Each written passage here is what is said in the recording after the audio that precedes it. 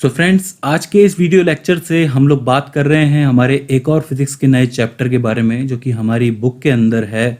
Chapter 11, the human I and the colourful world. यानी कि ये जो ह्यूमन आई है उसका क्या यूज़ है, किस तरीके का यूज़ है हमारी बॉडी के अंदर, उसका हमें ऑप्टिकल यूज़ देखना है।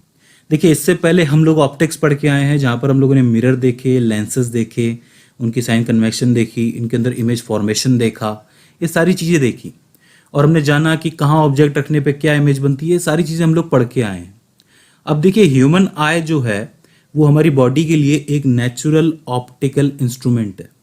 ठीक है, जैसे कि लेंस होता है, मिरर होता है, ये सारे ऑप्टिकल इंस्ट्रूमेंट है, वैसे ये भी एक ऑप्टिकल इंस्ट्रूमेंट है। लेकिन ये आम चीज़ों से अलग है, मतलब ये नेचुरल है तो इसके अंदर कुछ खासियतें हैं। ठीक है, वो हमें देखनी है। तो आज की इस वीडियो के अंदर हम लोग देखने वाले हैं द डिस्क्रिप्शन ऑफ ह्यूमन आई। देखिए, बहुत ही मज़ा आएगा, ये बहुत अच्छा टॉपिक है, आपको आराम से पढ़ना है धीरे धीरे। तो शुरू करते हैं। देखिए, डिस्क्रिप्शन ऑफ आई में सबसे पहले मैं आपको बता दूं कि आई जो है, ह्यूमन आई, वो ह्यूमन के लिए एज ए कैमरा काम करती है। मतलब ये इमेज को कैप्चर करती है और उस इमेज को जो है ब्रेन है वो यूज़ करता है एज ए इमेज, और वो चीज़ों को देखता है। ठीक है, जैसे एक नॉर्मल कैमरे में क्या होता है कि हम फोटो क्लिक करते हैं लेंसेज की मदद से, उसके अंदर लेंस लगे होते हैं, और फिर वो जो इमेज होती है कहाँ जाके सेव होती है, डाटा में सेव होती है। मतलब जो भी उसके अंदर स्टोरेज होती है उसके अंदर जाके सेव होती है। ठीक है, उसका यूज़ हम लोग फिर करते हैं, हम लोग उसे देखते हैं कि हाँ हमने इमेज ली थी। सो सेम काम जो है वो आई का है, यानी कि human I is like a camera. अब ये कैमरे में क्या क्या फीचर्स होते हैं ये हमें देखना। तो देखिए, इसकी सबसे पहली टेक्निकल डेफिनेशन जो है वो ये है कि जो ह्यूमन आई है, जिससे कि हम देखते हैं, यानी कि लाइट हमारी आंखों में आती है, तो वो उस ऑप्टिकल एनर्जी को इलेक्ट्रिकल सिग्नल्स में कन्वर्ट करती है। करेक्ट, यानी कि उसने कोई चीज़ देखी, उसके आंखों में कोई लाइट आई, उस लाइट को उसने, उस ऑप्टिकल एनर्जी को इलेक्ट्रिकल सिग्नल्स में कन्वर्ट कर दिया। अब ये सिग्नल्स जो हैं वो ब्रेन में जाके सेंसेशन क्रिएट करते हैं, जिसकी वजह से ब्रेन देखना शुरू करता है। देखने का असली काम जो है वो आइस का नहीं है, वो ब्रेन का है। आइस तो सिर्फ एक यूज में काम आती है, जैसे कैमरा। करेक्ट, तो इसका मतलब जो आपकी देखने की डेफिनेशन है, मतलब देखना किस तरीके से होता है, तो ब्रेन उन सिग्नल्स का सेंसेशन बना करके देखता है। देखिए, ये जो हमारी ह्यूमन आई होती है ये बिल्कुल एक बॉल की तरह होती है। करेक्ट, यानी कि बॉल यानी कि स्फेयर होता है, जिसका डायमीटर तकरीबन 2.3 सेंटीमीटर के आसपास का होता है। ठीक है, इसमें थोड़ा सा फर्क आ सकता है प्रिसाइजनेस के अंदर, किसी की आंख में थोड़ा सा फर्क आ सकता है, जैसे कि 2.35, 2.4। ठीक है, यानी कि कुल मिला के इसका अप्रोक्सीमेटली जो इसका डायमीटर होता है वो 2.3 सेंटीमीटर के आसपास का ही होता है। अब ये जो बॉल होती है ये हमारे स्कल के अंदर फिट होती है। ठीक है, और उसका थोड़ा सा जो पार्ट होता है वो हमें नजर आता है कुछ इस तरीके से, आप देख सकते हैं। बाकी ये जो बॉल है अंदर की तरफ फिट होती है, और ये बॉल कुछ इस तरीके से फिट होती है कि ये आपस में घूम सकती है, यानी कि मूव कर सकती है। और दो आंखों के बीच में कुछ इस तरीके का सिस्टम बैठा हुआ होता है कि दोनों एक साथ घूमती। अब देखिए, इस आंख के बाहर वाला जो हिस्सा होता है जो इसको कवर करके चलता है, इसको अपर शेल कहा जाता है। अपर शेल या फिर शेल भी कहते हैं, जो कि इतना हार्ड होता है, जो कि अंदर की जो आंख होती है उसको कोई नुकसान ना पहुंचे, इसलिए ये होता है। ठीक है, और ये काफ़ी हार्ड होता है, इसलिए आप इसको कहोगे shell to cover all the eye parts. ये पहला इसका हिस्सा है, इसको याद रखना कि ऊपर वाले हिस्से को शेल कहते हैं। ठीक है, अब ये जो इस आंख के अंदर आपको ये आगे वाला हिस्सा दिख रहा है, ठीक है, ये जो आपको हिस्सा उभरा हुआ नजर आ रहा है यहाँ पर, इस हिस्से को कहते हैं कॉर्निया। कॉर्निया यानी कि एक ऐसा हिस्सा जो कि ट्रांसपेरेंट होता है और हार्ड भी होता है साथ साथ। मतलब ये जो है आंख की सुरक्षा भी करता है और लाइट को अंदर आने के लिए अलाउ भी करता है। ठीक है, ये बाहर वाला हिस्सा, इसको कॉर्निया कहा जाता है। इसको याद रखना है आपको कि ये ट्रांसपेरेंट भी है और हार्ड भी है, ये यूज़ किया जाता है आंख के लिए। तीसरी जो इंपॉर्टेंट चीज़ है इसके अंदर है वो ये लेंस है। आंख की सबसे इंपॉर्टेंट चीज़ होती है ये लेंस। अब देखिए, अगर इमेज बनानी है तो लेंस की ज़रूरत तो पड़ेगी हमें, ऑब्वियस सी बात है। इससे पहले जो भी लेंसेज पड़े थे हम लोगों ने वो कांच के बनते हैं, ठीक है, और भी किसी मटेरियल के बनते हैं। अब ये जो लेंस होता है आंख के अंदर, ये एक नेचुरल लेंस होता है, जिसको क्रिस्टलाइन लेंस भी कहा जाता है। ये लेंस नेचुरली दिया गया होता है हमें, अब पैदा होने के साथ ही हमें मिलता है। अब ये लेंस होता कैसा है? बेसिकली ये लेंस का जो शेप होता है वो थोड़ा अजीब होता है, लेकिन ये होता है कॉन्वेक्स लेंस, कुछ इस तरीके से। ठीक है, कॉन्वेक्स लेंस हमारे जो आँख है उसमें हमेशा के लिए फिट रहता है, क्योंकि ये क्या है आपको पता है, चीज़ों को जो है बड़ी करके देखने में मदद करता है, और भी इसके अंदर बड़ी इमेज भी बनती है, छोटी भी बनती है, उल्टी भी बनती है, सीधी भी बनती है, ठीक है, कॉन्वेक्स के अंदर, इसलिए हमें दिया हुआ है। तो एक convex lens but little bit different from the actual जो इसका स्ट्रक्चर होता है, मतलब आप जानते हैं कि जो कॉन्वेक्स लेंस होता है वो कुछ इस तरह दिखता है, लेकिन ये लेंस का थोड़ा सा शेप जो होता है वो थोड़ा सा अलग होता है, ठीक है। दूसरी जो इसकी बहुत इंपॉर्टेंट जो इसकी करेक्टरिस्टिक है वो ये है कि ये बहुत ज़्यादा फ्लैक्सिबल होता है। मतलब ये कि इसकी फ्लेक्सिबिलिटी इतनी ज़्यादा होती है कि ये किसी भी हालत में आँख को देखने में मदद करता है। ये बात तो आप लोग जानते ही हैं कि नेचुरल चीज़ की जो क्वालिटी होती है वो आर्टिफिशियल चीज़ से बहुत ज़्यादा अच्छी होती है। तो ये जो आँख का लेंस है ये इतना फ्लेक्सिबल होता है जितनी फ्लेक्सिबिलिटी आज तक किसी आर्टिफिशियल लेंस के अंदर नहीं आ पाई। दैट्स वाई ऐसा आर्टिफिशियल लेंस बन ही नहीं पाया जैसा आँख के अंदर है आज तक, ठीक है। अब बात करते हैं कि ये लेंस है तो ऑब्वियसली बात है इसकी कोई ना कोई फोकल लेंथ भी होगी, भाई हर लेंस की होती है। तो देखिए एक आँख के नॉर्मल लेंस की जो नॉर्मल फोकल लेंथ होती है वो अप्रॉक्सीमेटली 2.4 से लेके 2.5 सेंटीमीटर तक होती है, ठीक है। इसी के बीच में इसकी वैल्यू रहती है जो नॉर्मल रहती है, ठीक है। और इसी पॉइंट पर जब भी कोई इनफाइनाइट ऑब्जेक्ट रखा हो इनफाइनाइट दूरी पे, उससे जो लाइट रे आती है वो इसी पॉइंट पे आकर के मिलती है, मतलब वो हमें दिखता ही नहीं, पॉइंट साइज का नज़र आता है, ठीक है। और यही जो है ये सारी की सारी लाइट रेज को फोकस करता है आपके रेटिना पे। रेटिना क्या होता है अभी पढ़ेंगे। रेटिना जो होता है वो आपके आंख के पीछे वाला एक स्क्रीन होती है, ठीक है, जिसको आप लोग ये वाली जो स्क्रीन देख रहे हैं ना पीछे वाली, इसको आप लोग रेटिना कहते हो। अब सवाल ये उठता है कि रेटिना के ऊपर किस तरीके से इमेज बनती है, मतलब रेटिना पे कैसे इमेज बनती है। तो मैं आपसे पूछता हूँ कि नॉर्मल कैमरे में इमेज कैसे बनती है। वेल इमेज जो बनती है वो पिक्सल्स से मिलके बनती है, करेक्ट। तो देखिए इस रेटिना के ऊपर भी पिक्सल्स होते हैं। ये नॉर्मल पिक्सल नहीं होते, ये एक तरीके के सेंस करने वाले पिक्सल्स होते हैं जो किसी भी लाइट को सेंस कर लेते हैं, और जब लाइट इनके ऊपर पड़ती है तो वो जो है उसे इलेक्ट्रिसिटी में कन्वर्ट करते हैं, इलेक्ट्रिकल सिग्नल में कन्वर्ट करते हैं। तो यानी कि रेटिना जो है वो एक ऐसी सरफेस है जिस पे पिक्सल्स या फिर सेंसर्स लगे होते हैं जो कि लाइट को इलेक्ट्रिक सिग्नल में कन्वर्ट करते हैं। तो अब सवाल ये उठता है कि ये किस तरीके के पिक्सल्स है। तो देखिए ये समझिए कि इसमें दो तरीके के पिक्सल्स जो हैं मेनली लगे हुए होते हैं। एक जो पिक्सल होते हैं जिसको हम लोग इस लैंग्वेज में कहते हैं रॉड्स, और दूसरे होते हैं कोन्स। रॉड्स के नाम से समझ में आता है रॉड, जैसे रॉड जैसा एक स्ट्रक्चर होता है कुछ इस तरीके का, उसको रॉड्स कहते हैं। और कोन्स यानी कि जैसे कि आइसक्रीम कोन आप लोगों ने देखे होंगे, कुछ इस तरीके से बने होते हैं। रॉड्स में क्या होता है कि जो लाइट पड़ती है वो सीधे सीधे जाती है, रॉड्स में से गुजरती है, ठीक है, रॉड्स पे जाती है। और जो कोन्स होता है उसके अंदर कुछ इस तरीके से लाइट जाती है। तो अब सवाल ये उठता है कि कोन्स और रॉड्स का यूज़ ये रेटिना कैसे करता है, मतलब रेटिना की जो स्क्रीन है, ये जो सरफेस है, इन दोनों पिक्सल्स का यूज़ कैसे करती है और क्या क्या काम है इनका, क्या क्या यूज़ है इनका। तो समझिए जो आपके कोन्स होते हैं मेनली, इसके ऊपर जो भी लाइट पड़ती है वो बहुत हाई इंटेंसिटी की पड़ती है, ठीक है। हाई इंटेंसिटी की जो लाइट होती है वो क्या करती है, कलर्स को आइडेंटिफाई करती है। यानी कि कोई भी अगर आपके सामने कोई भड़कीला कलर है या कैसा भी कलर है, उसको अगर आइडेंटिफाई अगर आपकी आंखें आपका ब्रेन कर रहा है तो वो इन कोन्स की वजह से ही कर रहा है। बेसिकली होता क्या है कि इन कोन्स के ऊपर लाइट पड़ती है, ठीक है, हर तरफ से लाइट पड़ती है, तो वो उन कलर की फ्रीक्वेंसी और वेवलेंथ को कैच करके बताती है कि ये कौन सा कलर है। आपको पता है कलर्स की, हर कलर की अपनी अपनी फ्रीक्वेंसी वेवलेंथ होती है कलर लाइट की, ठीक है। तो वो कैच कर लेते हैं कोन्स, उनका काम ये होता है। जबकि जो आपके रॉड्स होते हैं वो क्या करते हैं, रॉड्स का काम होता है बेसिकली वो हाई ब्राइटनेस को लेते हैं और वो सिर्फ आपको दिखाते हैं कि सामने कोई चीज़ पड़ी हुई है। विच मीन्स अगर आप लोग रात को देखने की कोशिश करोगे जहाँ पर लाइट भी नहीं लगी हुई है, रात को कहीं जाने की कोशिश करोगे तो आपके कोन्स जो हैं उनको उतनी इंटेंसिटी की लाइट मिलेगी नहीं, उतनी इंटेंसिटी की लाइट मिलेगी नहीं, तो वो वेवलेंथ को कैच नहीं कर पाएगा, फ्रीक्वेंसी को कैच नहीं कर पाएगा। ऐसे में उसको ये बताना मुश्किल हो जाएगा कि ये कौन सा कलर है। अगर आप गौर से देखें तो आपको रात को कलर बहुत मुश्किल से नज़र आते हैं, ठीक है, अगर बिल्कुल अंधेरा हो तो नज़र ही नहीं आते हैं। ऐसे में चीज़ों को आइडेंटिफाई करने में कौन आपकी मदद करता है, रॉड्स करते हैं, क्योंकि रॉड्स का काम है, वो होते बहुत सेंसिटिव हैं, वो जैसे लाइट को सेंस करते हैं वो समझ जाते हैं कि सामने कोई ऑब्जेक्ट पड़ा है। कौन से कलर का पड़ा है नहीं पता, लेकिन कितना बड़ा पड़ा है ये मालूम है। तो रॉड्स का जो मेनली काम ये होता है वो आपको चीज़ें दिखाते हैं, और कोन्स का काम ये होता है कि वो कौन से कलर की है वो ये दिखाते हैं। ये दो तरीके के पिक्सल्स हैं, इनको आपको याद रखना है। अब देखिए, ये जो रेटिना की स्क्रीन होती है इसके ऊपर अपनी अपनी इंटेंसिटी अलग अलग हो सकती है, अलग अलग पॉइंट के ऊपर, यानी कि अलग अलग पॉइंट के ऊपर अलग अलग तरीके की लाइट पड़ सकती है। तो ऐसे में सवाल ये उठता है कि सबसे अच्छी लाइट, सबसे ज़्यादा लाइट जो है, सबसे ज़्यादा इंटेंसिटी की लाइट जो है वो कहाँ और कौन से पॉइंट पे पड़ती है। तो देखिए, रेटिना के दो ऐसे पॉइंट्स होते हैं जहाँ पे सबसे ज़्यादा लाइट पड़ती है और सबसे कम लाइट पड़ती है।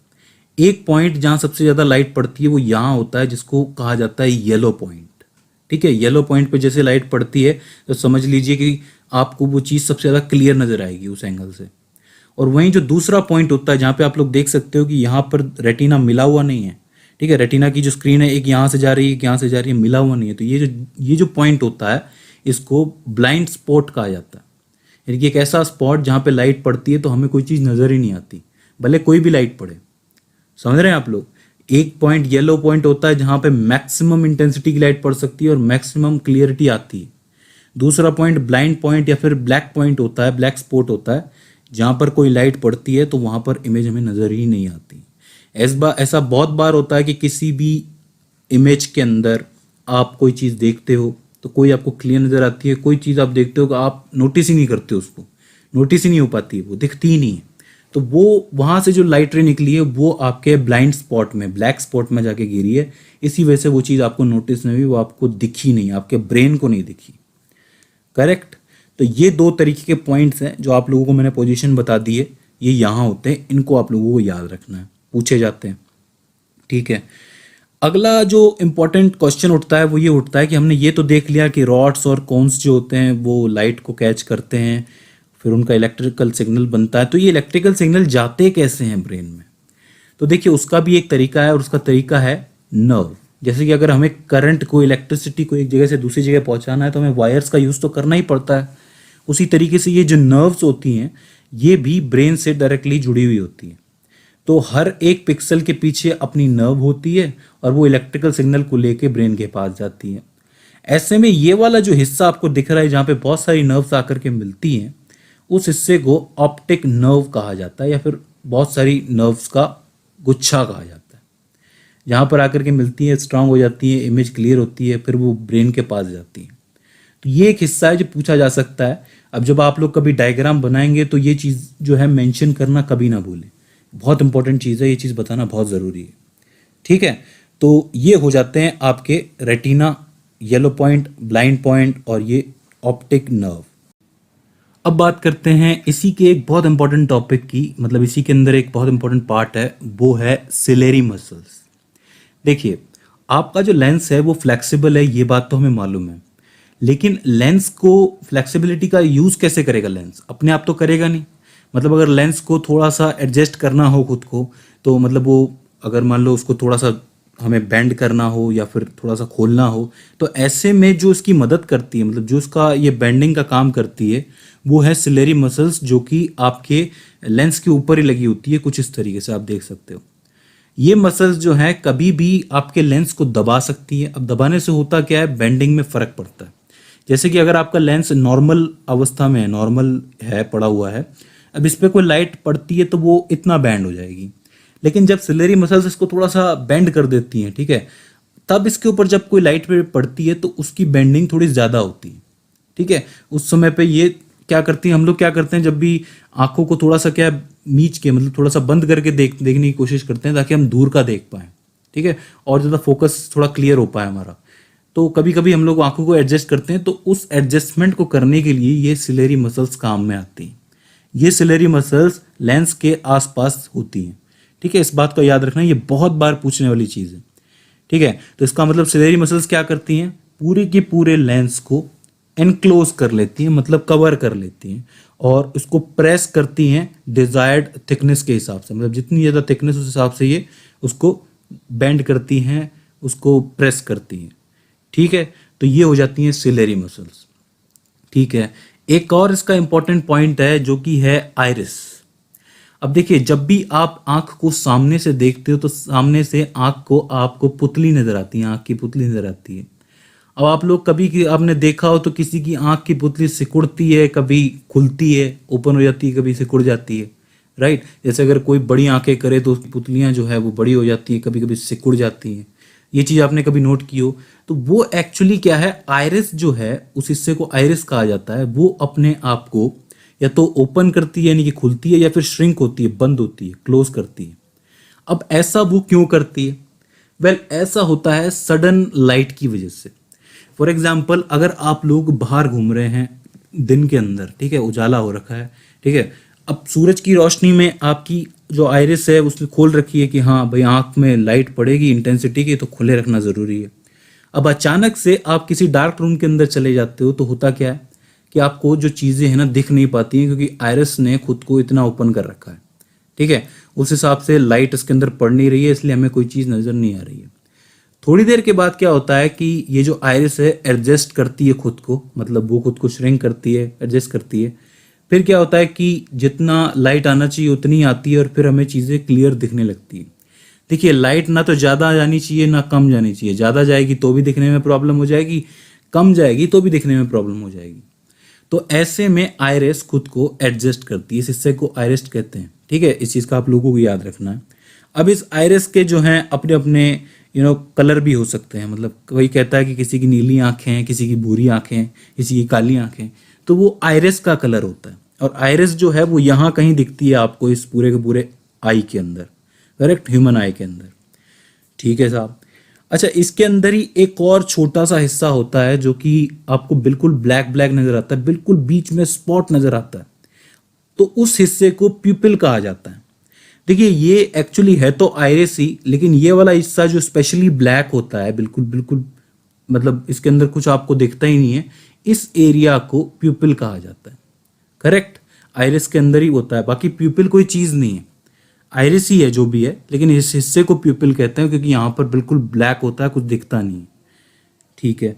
तो इस तरीके से ये जो सारी आपको मैंने चीज़ें बताई हैं, जैसे कि मैंने आपको सबसे पहले बताया कि इसके बाहर का शेल बताया, इसके अलावा आपको इसका कॉर्निया बताया, इसका जो क्रिस्टलिन लेंस है वो बताया, रेटिना बताया, रेटिना के स्पॉट्स बताए, एक येलो स्पॉट, एक ब्लाइंड स्पॉट, करेक्ट। उसके अलावा आपको दो तरीके के पिक्सल्स बताए, रॉड्स या कॉन्स, ठीक है। उसके अलावा आपको बताया मैंने सिलेरी मसल्स, आइरिस और प्यूपिल, ये सारी चीज़ें मिल के एक आँख को देखने में मदद करती, ठीक है। उसके अलावा एक ऑप्टिकल नर्व है जो उस इलेक्ट्रिकल सिग्नल को अपने साथ लेके चली जाती है, ठीक है। तो इस तरीके से आपकी आंख बनती है। अब इसके अंदर दो ऐसे लिक्विड भी भरे होते हैं जो कि दो अलग अलग चैम्बर्स के अंदर भरे होते हैं। देखिए अगर आप लोग गौर से देख पाओगे तो आपकी आंख के अंदर आपको दो तरीके के चैम्बर नजर आएंगे। एक चैम्बर होता है अंदर वाला इंटीरियर, दूसरा वाला जो चैम्बर होता है बाहर वाला एक्सटीरियर। दोनों के दोनों जो आपके चैम्बर्स हैं उनके बीच में ही होता है लेंस। तो लेंस खराब ना हो, लेंस की फ्लेक्सिबिलिटी खत्म ना हो, उसके लिए इन दोनों के अंदर लिक्विड भरे हुए होते हैं। अब ये लिक्विड भी अलग अलग तरीके के होते हैं। जो अंदर वाला आपका शेल है, अंदर वाला जो आपका चैम्बर है, उसके अंदर ये वाला यानी कि विटेरियस ह्यूमर नाम का एक लिक्विड भरा हुआ होता है, और बाहर वाले के अंदर एक्वस ह्यूमर नाम का एक लिक्विड भरा हुआ होता है। और ये दोनों के दोनों लिक्विड जो हैं वो इस लेंस की, सिलेरी मसल्स की, रेटिना की सुरक्षा के लिए होते हैं, करेक्ट। और रिफ्रैक्शन में भी काम आते हैं। रिफ्रैक्शन में कैसे काम आते हैं भाई? ऑब्वियस सी बात है कि ये ट्रांसपेरेंट ही हो गए, मतलब ये लिक्विड है तो ट्रांसपेरेंट लिक्विड है, और हमें पता है कि ट्रांसपेरेंट चीज़ों में से लाइट जो है गुजरती है, बेंड होकर गुजरती है, उसका रिफ्रैक्शन हो जाता है। तो रिफ्रैक्शन सिर्फ इस लेंस की वजह से नहीं होता, इन लिक्विड्स की वजह से भी होता है, करेक्ट। तो इस तरीके से ये जो चीज़ें हैं, ये एक डिस्क्रिप्शन में आप लोगों ने देखी कि किस तरीके से आई बनती है और किस तरीके से वो इमेज बनाती है। अब इसका रियल इमेज फॉर्मेशन तो हम समझेंगे, ये डिस्क्रिप्शन इसलिए ज़रूरी था, हालांकि ये बायोलॉजी के अंदर उतना काम नहीं आएगा, आपको थोड़ा काम ज़रूर आ जाएगा, लेकिन मैंने इसको आपको ऑप्टिकल सेंस में बताने की कोशिश की है। लेकिन फिर भी मैं उम्मीद करता हूँ कि आपको बायोलॉजी में भी मदद करें। सो फ्रेंड्स, आज के इस वीडियो लेक्चर में हम लोग ह्यूमन आई के एक फिनोमिना के बारे में बात कर रहे हैं जो कि है अकोमोडेशन। काफ़ी इंपॉर्टेंट फिनोमिना है और उसको समझने के लिए हमें पहले थोड़ी सी वर्किंग देखनी पड़ेगी कि आई की वर्किंग क्या है।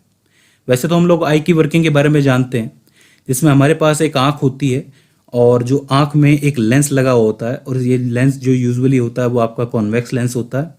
पीछे जो रेटिना की स्क्रीन लगी हुई होती है, यहीं पे इमेज बनती है, करेक्ट। अब देखिए, अगर हमारी आँख में एक लेंस लगा हुआ है तो ऑब्वियस सी बात है इस लेंस के लिए कोई ना कोई प्रिंसिपल एक्सेस तो होगा। तो आँख के लिए भी अपना एक प्रिंसिपल एक्सेस होता है, करेक्ट। उसकी फोकल लेंथ होती है, आप लोग जानते हैं, हम लोग पढ़ चुके हैं, ठीक है। अब क्या है कि मान लीजिए कि इस प्रिंसिपल एक्सेस के ऊपर अगर मैं कोई ऑब्जेक्ट रख देता हूँ, तो ऑब्जेक्ट पड़ा हुआ ये, तो इस ऑब्जेक्ट में से लाइट रे निकलेंगी और इसकी इमेज जा करके रेटिना के ऊपर बनेगी। हमें पता है कि जो आपका कॉन्वेक्स लेंस होता है उसमें से बनने वाली जो इमेज होती है कैसी होती है, उल्टी होती है, इन्वर्स ही होती है। ये बात हम लोग जानते हैं, इन्वर्स यानी कि इन्वर्टेड ही होती है। तो इसका मतलब इस ऑब्जेक्ट की जो इमेज बनेगी थोड़ी सी उल्टी बनेगी, और इस इमेज की जितने भी सिग्नल्स हैं, ये जो आई है ये लेके जाएगी, कहाँ लेके जाएगी, ब्रेन में। ब्रेन में क्या होगा, सेंसेशन होगी।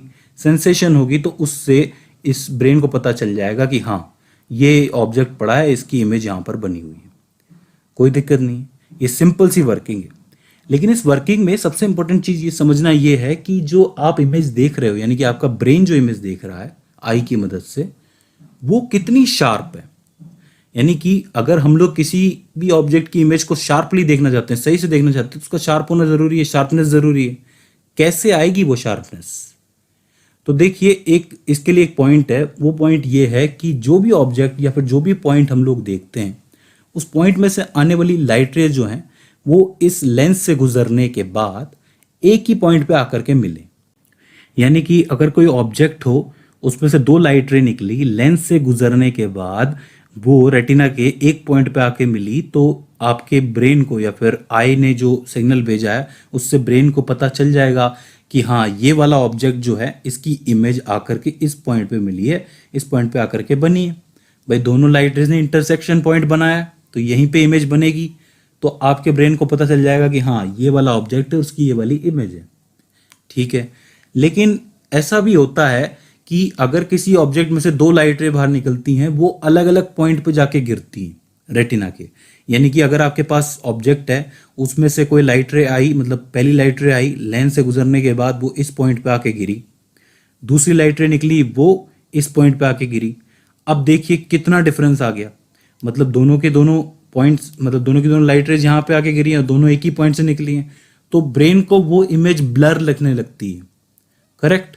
तो उस ब्लरनेस को हटाने के लिए, मतलब उस ब्लरनेस को अवॉइड करने के लिए अकोमोडेशन का जो फिनोमेना है हम लोग पढ़ते हैं कि कैसे वो काम करता है। देखिए ढंग से समझिए, अकोमोडेशन को समझते हैं। जैसे आपके पास लेंस है, मतलब आई लेंस है, आपकी आई है, आपको मालूम है, उसका एक प्रिंसिपल एक्सिस है। अब क्या करते हैं आप लोग कि अपनी आंख से एक ऐसे ऑब्जेक्ट को देखते हैं जो कि इनफाइनाइट दूरी पे पड़ा है, यानी कि बहुत दूर पड़ा है। अब ये बात हम लोग जानते हैं कि इनफाइनाइट ऑब्जेक्ट से आने वाली लाइट रेज कैसी होती हैं, प्रिंसिपल एक्सिस के पैरेलल चलती हुई आती हैं। तो इसका मतलब उस ऑब्जेक्ट में से एक लाइट जो है पैरेलल चलती हुई आई और इस लेंस से आके गुजरी। अब हमें पता है कि इंटरफेस से टकराएंगी तो रिफ्रैक्शन होगा, और रिफ्रैक्शन होगा तो मान लीजिए कि इस पॉइंट पे आके मिली। अब इस लाइट रे को जाना तो बिल्कुल सीधा था, लेकिन लेंस ने क्या किया, उसको बैंड कर दिया। अब बैंड कर दिया तो कितना डिग्री बैंड किया, मान लीजिए कि 15 से 17 20 डिग्री बैंड कर लिया, ये मान के चलिए, क्योंकि 20 डिग्री तक बैंड इसने कर दिया इसको। दूसरी लाइट रे बिल्कुल पैरेलल चलती हुई आई, उसके साथ भी यही हुआ कि वो भी बैंड हो गई, तो वो 20 डिग्री बैंड हो गई, तो उसको जाना बिल्कुल सीधा था, ठीक है। ये आपको पता है लेंस की प्रॉपर्टी होती है कि वो बैंड कर देती है। तो इसका मतलब जो आपका ऑब्जेक्ट इनफाइनाइट पे पड़ा हुआ है, उसकी इमेज जो है वो यहाँ पे इस पॉइंट पे आके बनी है, कोई दिक्कत वाली बात नहीं है। लेकिन अब मान लीजिए कि इसी प्रिंसिपल एक्सिस के ऊपर एक जो ऑब्जेक्ट है आपका वो यहाँ पड़ा हुआ है, यहाँ पे मतलब पास में पड़ा हुआ है, और इसमें से भी दो लाइट रेज निकलती है। लेकिन इस बार ये लाइट रे कैसे निकलेंगी, बिल्कुल डाइवर्ज होती हुई, बाहर होती हुई निकलेंगी। यानी कि एक लाइट रे निकली, लेंस से टकराई, लेंस से टकराने के बाद इसका रिफ्रैक्शन हुआ, रिफ्रैक्शन होकर ये यहाँ पे रेटिना के इस पॉइंट पे आ गई। जाना इसको बिल्कुल सीधा था, लेकिन इसे 20 डिग्री का बैंड ले लिया। दूसरी लाइट रे जो है वो आपकी इस तरीके से निकली और वो भी बैंड हो गई, यानी कि 20 डिग्री का बैंड लेके यहाँ पे मिली। अब ज़रा गौर से देखिए कि दोनों की दोनों लाइट रेज जो कि एक पॉइंट से निकल रही हैं, रेटिना पे आके दो अलग अलग पॉइंट्स पे मिल रही हैं। अब इस पॉइंट से भी सिग्नल जाएगा, इस पॉइंट से भी सिग्नल जाएगा, और दोनों को जब मिलाओगे यानी कि ब्रेन जब मिलाएगा तो ब्रेन को ये इमेज ब्लर नज़र आएगी, ब्लरनेस नज़र आएगी कि भैया ये जो इमेज है ये ब्लर है, ये साफ नहीं दिख रही। करेक्ट भाई, ऐसा ही होगा भाई। एक पॉइंट की इमेज हम देखना चाहते हैं, उसकी इमेज दो दो जगह पे बन रही है, जब मिलेगी तो ब्लर ही नज़र आएगी।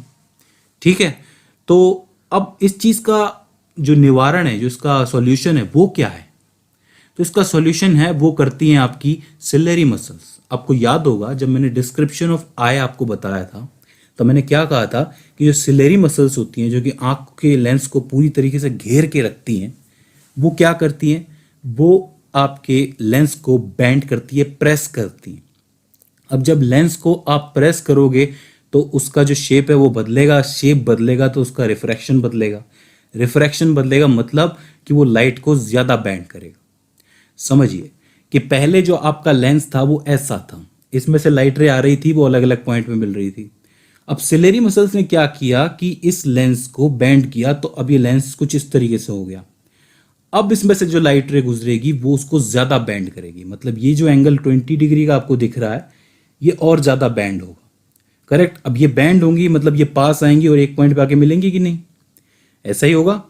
तो क्या होगा कि जो सिलेरी मसल्स है, इस बार उसने क्या किया, इस लेंस को थोड़ा सा बदल दिया, मतलब इसका शेप बदल दिया, तो इस बार ये दोनों लाइट रे एक पॉइंट पे आके मिल गई। करेक्ट, पहले वाले केस में क्या था, ये दोनों अलग अलग पॉइंट पे मिल रहे थे तो हमें साफ नहीं दिख रहा था। इस बार हमने क्या किया कि सिलेरी मसल्स ने इस लेंस को दबाया, प्रेस किया, उसकी वजह से जो लाइट रेस हैं वो आके एक ही पॉइंट पे मिल गई, यानी कि इस पॉइंट की, इस ऑब्जेक्ट की इमेज इस रेटिना के इस वाले पॉइंट पे मिली है। तो अब ये इमेज शार्प होगी, अब इसकी इमेज की शार्पनेस बढ़ जाएगी और यहाँ से ब्रेन को सिग्नल जाएगा, उसका सेंसेशन होगा और ब्रेन कहेगा कि हाँ ये इमेज एकदम क्लियर है और ये इस ऑब्जेक्ट की है। तो इस तरीके से सिलेरी मसल्स जो हैं इस अकोमोडेशन के फिनोमिना को करती है। यानी कि इस बार क्या किया कि सिलेरी मसल्स ने इस जो आपके लेंस है उसको अकोमोडेट कर लिया। ठीक है, इसी को कहते हैं अकोमोडेशन का फिनोमिना। तो यहां पर बेसिकली सिलेरी मसल्स ने किया क्या है, इन्होंने लेंस को प्रेस करके लेंस की पावर को बदला है। पावर को बदला है मतलब आपको पता है कि पहले जो लाइट रे थी वो कम बैंड कर रही थी, अब ज्यादा बैंड कर रही है। ज्यादा बैंड कर रही है इसका मतलब इसकी पावर बढ़ गई है। पावर बढ़ गई है मतलब इसने अपनी फोकल लेंथ कम की है, क्योंकि हमें पता है कि पावर इज इक्वल्स टू में 1/f होता है, यानी कि इनवर्सली प्रोपोर्शनल होता है। तो यहां पर भी यही हुआ है कि अकोमोडेशन के फिनोमिना में सिलेरी मसल्स ने लेंस की पावर को चेंज किया है ताकि लाइट ज़्यादा बैंड हो सके।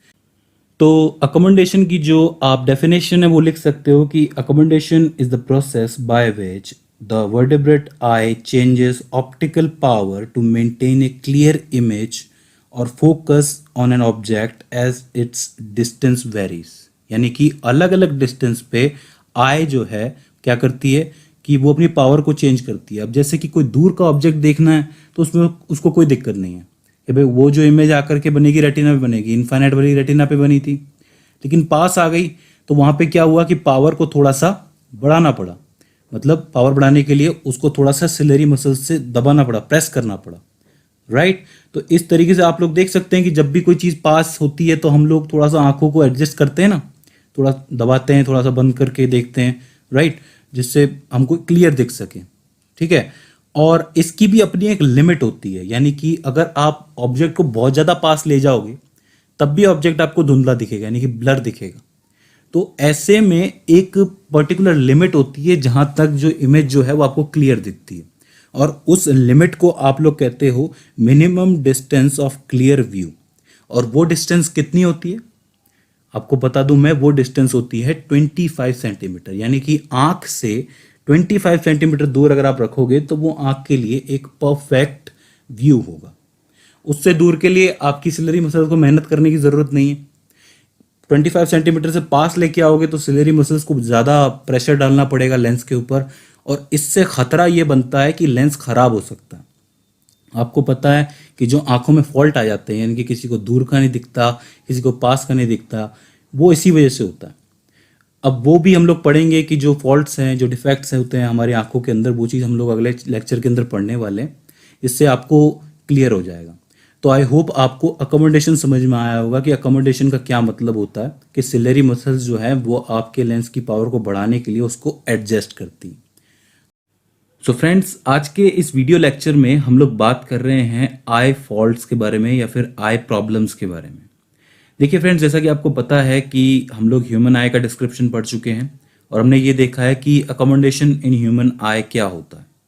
मतलब ये हुआ कि अगर आप लोग कोई दूर की या फिर पास की, खासकर पास की कोई चीज़ देखते हो, तब आपके लेंस को थोड़ा सा प्रेस करती है सिलेरी मसल्स, जिसकी वजह से क्या होता है कि वो चीज़ आपको ढंग से दिखाई देने लगती है। उसका जो शार्प इमेज होता है वो रेटिना के ऊपर बनता है।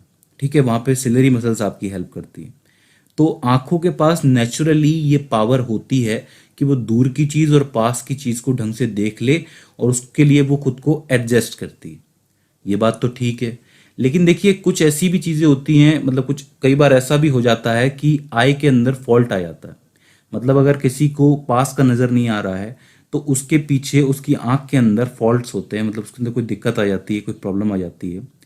उसी की वजह से वो पास की चीज़ देख नहीं पाता है, या फिर दूर की कोई चीज़ नहीं दिखती है तो इसका मतलब उसके अंदर उस हिसाब से कोई फॉल्ट आता है। तो उन आई फॉल्ट्स को या फिर आई प्रॉब्लम्स को आज हम लोग पढ़ने वाले हैं। ठीक है, तो ये प्रॉब्लम्स जो है हम बेसिकली ऑप्टिकल प्रॉब्लम होगी। कहने का मतलब है कि इसके अंदर बेसिकली हम लोग वही बात करेंगे जो हम लोग पहले पढ़ के आए हैं। मतलब अगर हम लोग फॉल्ट का सोल्यूशन भी देखेंगे, करेक्शन भी देखेंगे, तो प्रीवियस स्टडी के हिसाब से ही देखेंगे। वरना आँख के अंदर तो कई सारी प्रॉब्लम्स आती हैं जो कि आपको मेडिकल में, बायो में पढ़ने को मिलेंगी। करेक्ट। तो देखिए आई फॉल्ट जो होती हैं, आई प्रॉब्लम्स जो होती है, वो मेनली 3 तरीके की होती हैं।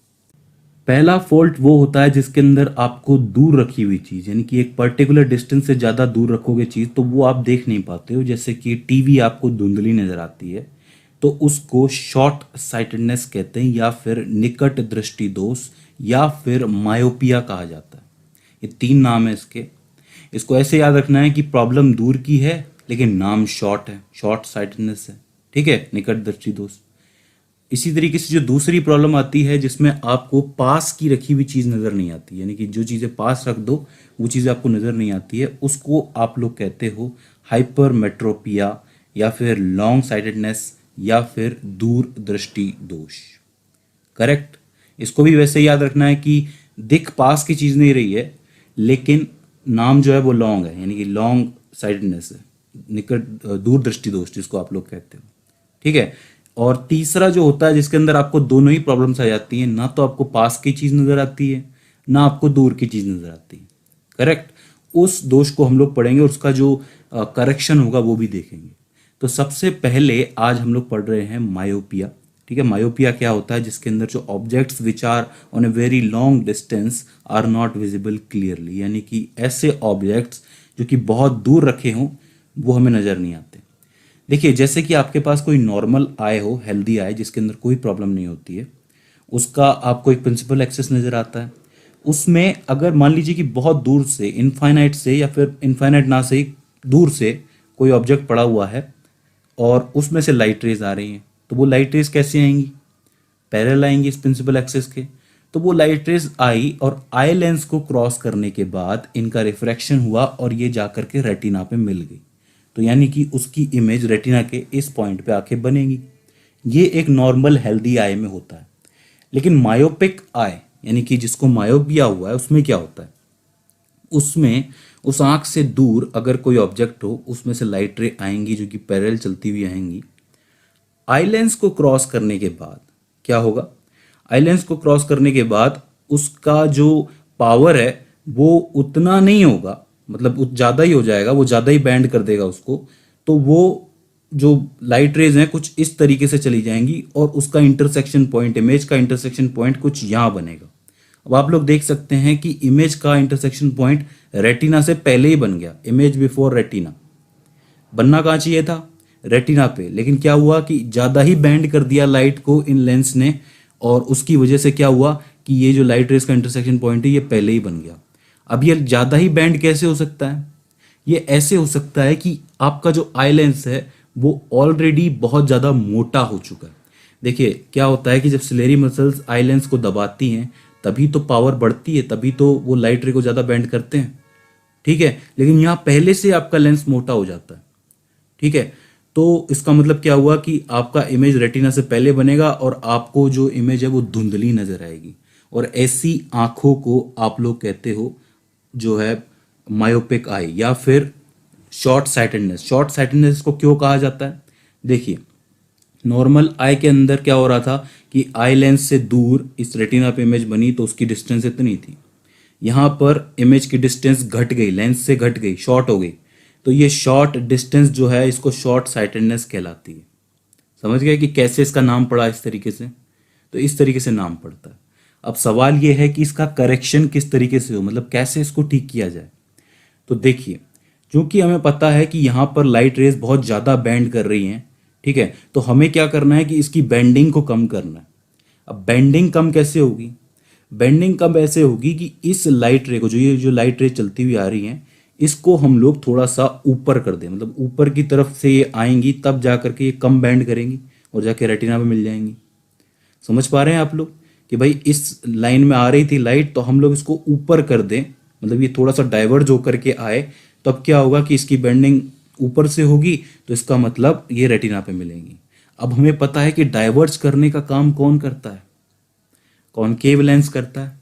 तो इसका मतलब अगर मैं इस आंख के सामने एक कॉनकेव लेंस रख देता हूँ, उसमें पैरेलल चलती हुई लाइट रे आई, उसने क्या किया, उन लाइट रेस को क्या किया, डाइवर्ज किया कुछ इस तरीके से।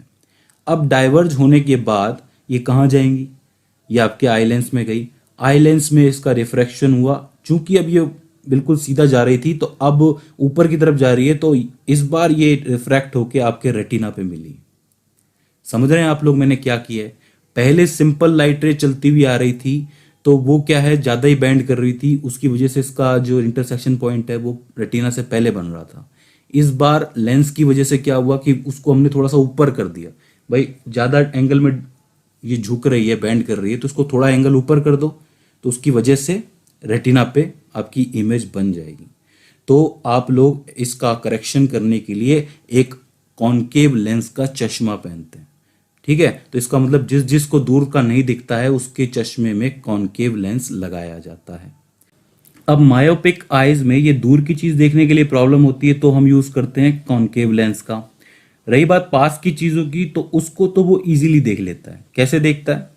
देखिए अगर आंख के पास कोई ऑब्जेक्ट रखा हो तो उसमें से लाइट रेस कुछ इस तरीके से आएंगी और उसको ये क्या करेगा, ये बैंड करके सीधा रेटिना पे बना देगा। क्योंकि ये ऑलरेडी इस तरीके से आ रही है, एंगल बढ़ा के आ रही है, करेक्ट, डाइवर्ज होती हुई आ रही हैं, ऑलरेडी डाइवर्ज होती हुई आ रही हैं, तो ये उसको अपनी पावर के हिसाब से मोड़ेगा और ये रेटिना पे इमेज बना देगा। तो इसका मतलब पास की चीज़ें देखने में कोई प्रॉब्लम नहीं होता है मायोपिक इंसान को, मतलब जिसको मायोपिया हुआ है। ठीक है, तो ये हो जाता है आपका पहला डिफेक्ट।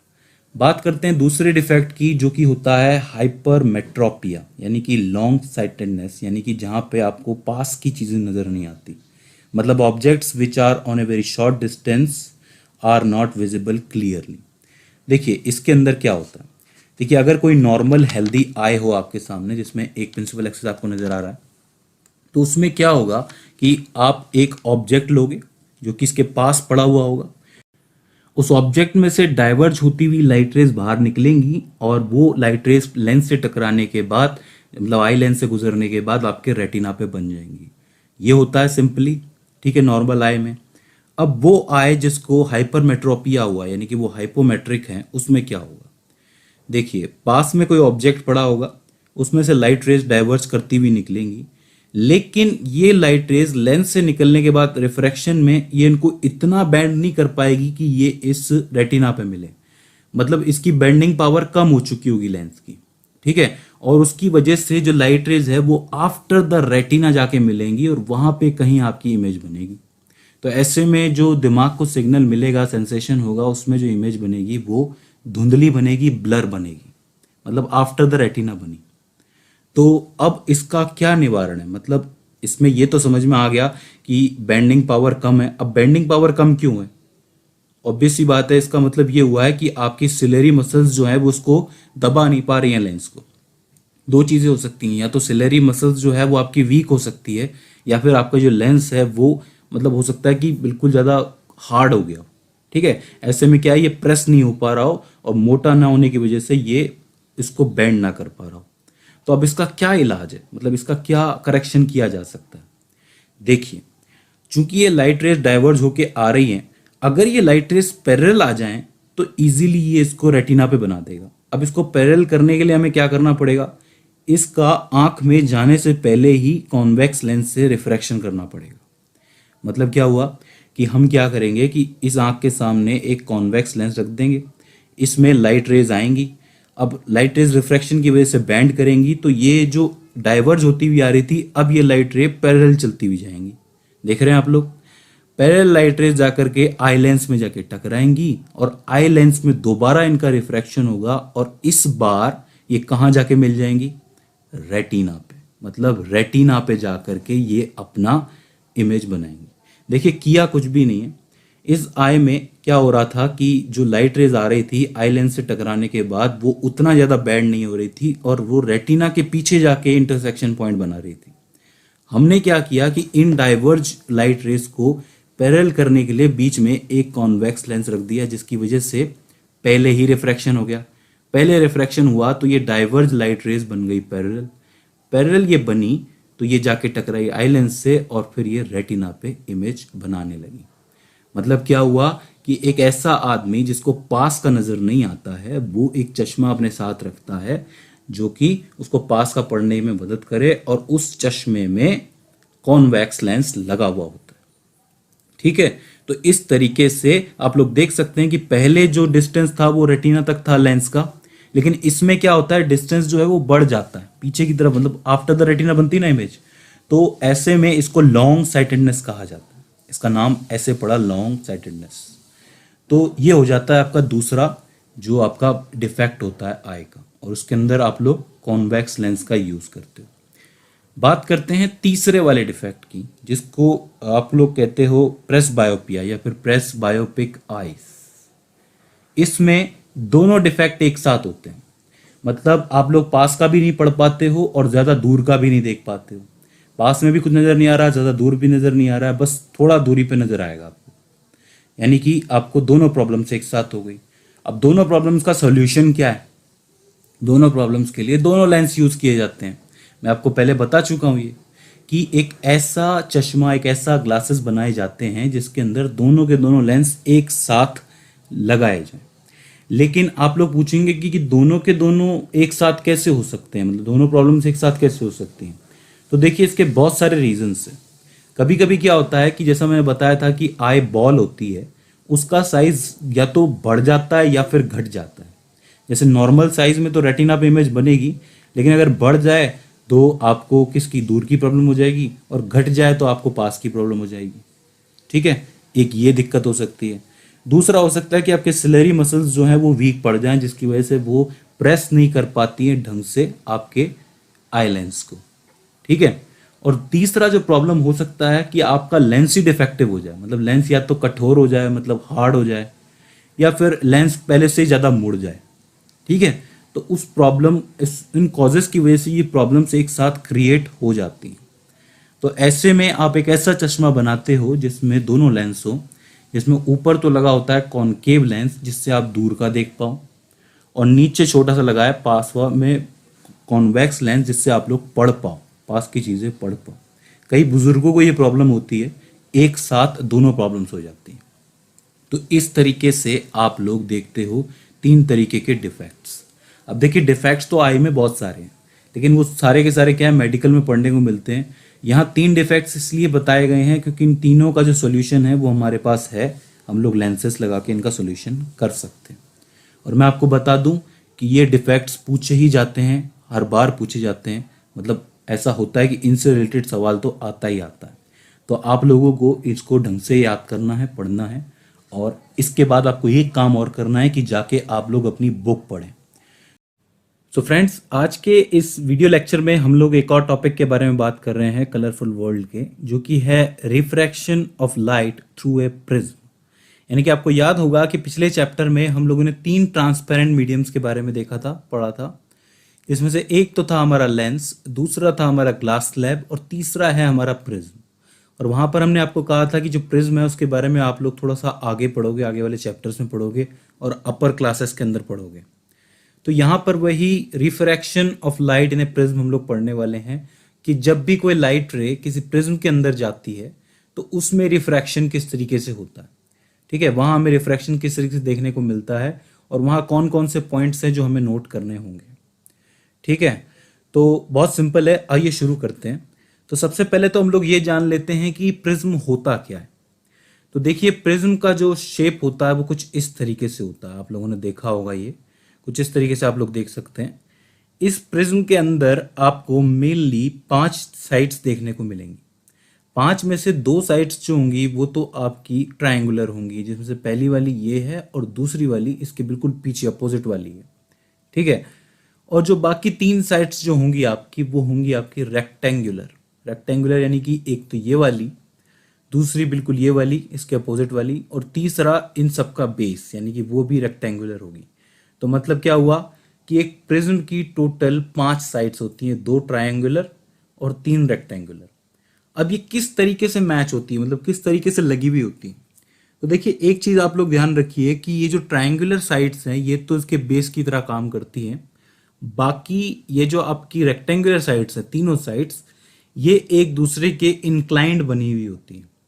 करेक्ट, यानी कि क्या होता है कि 2 आप रेक्टेंगुलर लेंगे तो वो दोनों एक दूसरे के इंक्लाइंड होती हैं और तीसरी इनके बेस में लगती है। अब आप लोग प्रिज्म को किसी भी एंगल से घुमा के देख लीजिए, आपको 2 साइड्स के बीच में एंगल बनता हुआ नजर आएगा। मतलब 2 रेक्टेंगुलर साइड्स के बीच में एक एंगल बनता हुआ आएगा। और वो जो एंगल होता है उसको आप लोग कैसे नापते हो, उसको आप लोग इस ट्रायंगुलर साइड के हिसाब से नापते हो, कुछ इस तरीके से। एक इस तरफ होगा, एक आपका पीछे की तरफ होगा अपोजिट तरफ, मतलब होंगे दोनों बराबर ही, क्योंकि नाप तोल के बनाया जाता है। ठीक है, तो इस वाले एंगल को जो कि आपके रेक्टेंगुलर साइड्स की वजह से बनता है, इस वाले एंगल को आप लोग कहते हो द एंगल ऑफ प्रिज्म। ये इसकी पहली इंपॉर्टेंट चीज है कि जब भी 2 रेक्टेंगुलर साइड्स एक प्रिज्म के अंदर एक एंगल बनाती हैं उसको एंगल ऑफ प्रिज्म कहा जाता है, जिसको मैं नाम दे देता हूं ए। ठीक है, कोई दिक्कत वाली बात नहीं है। तो अब हमें देखना ये है कि इस प्रिज्म में से, मतलब इस ट्रांसपेरेंट मीडियम में से किस तरीके से आपका रिफ्रैक्शन होता है लाइट का। तो बहुत सिंपल है, हम लोग क्या करेंगे कि सबसे पहले एक मान लेंगे हमारे पास एक ट्रायंगल है, मतलब ट्रायंगल मतलब एक प्रिज्म है हमारे पास, जिसका नाम मैंने दे दिया है थोड़ी देर के लिए, मान लीजिए कि ABC मैंने नाम दे दिया इसका। करेक्ट, जिसमें से A जो है वो आपका प्रिज्म का एंगल है, यानी कि एंगल ऑफ प्रिज्म जिसको कहते हो आप लोग। अब मान लीजिए कि एक इंसिडेंट लाइट आती है PQ, जो कि कुछ इस तरीके से चलती हुई आती है और इस AB प्लेन से आके टकराती है।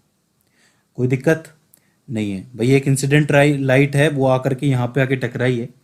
अब देखिए, चूंकि ये लाइट एयर में से आ रही है और प्रिज्म के अंदर जा रही है। एयर कैसा मीडियम है, रेयर है। जो आपका प्रिज्म है वो कैसा है, ग्लास है, यानी कि डेंसर है। तो जैसे ही इसके अंदर जाएगी तो ऑब्वियसली बात है लाइट की बैंड होगी, मतलब लाइट बैंड होगी, रिफ्रैक्शन होगा। तो हम लोग क्या करेंगे कि एक परपेंडिकुलर जो नॉर्मल है कुछ इस तरीके से ड्रॉ कर देंगे, जिसको N हम लोग नाम देंगे। अब हमें पता है कि जब भी कोई लाइट रे रेयर से डेंसर में जाती है तो वो नॉर्मल की तरफ झुकती है। करेक्ट, नॉर्मल से दूर नहीं जाती, नॉर्मल की तरफ झुकती है। तो इस लाइट रे को जाना तो बिल्कुल सीधी डायरेक्शन में था, लेकिन ये क्या करेगी, बैंड कर जाएगी। बैंड कर गई मतलब ये जो है आपकी रिफ्रैक्टेड रे हो गई। तो इसका मतलब जो इंसिडेंट रे आई थी उसका एंगल था I, और जो रिफ्रैक्टेड रे है उसका एंगल होगा एंगल R। कोई दिक्कत है यहां तक, कोई दिक्कत वाली बात नहीं है। अब ये जो रिफ्रैक्ट हुई है ये इस प्रिज्म के दूसरे वाले कोने तक गई है, तो ये जो पॉइंट Q था यहां से ये वाला पॉइंट हो जाएगा आपका R। ठीक है, मतलब PQI जो कि इंसिडेंट थी और QR जो हो गई वो कौन सी हो गई, वो आपकी रिफ्रैक्टेड हो गई, जो कि प्रिज्म के अंदर है अभी तक। कोई दिक्कत नहीं है, ठीक है।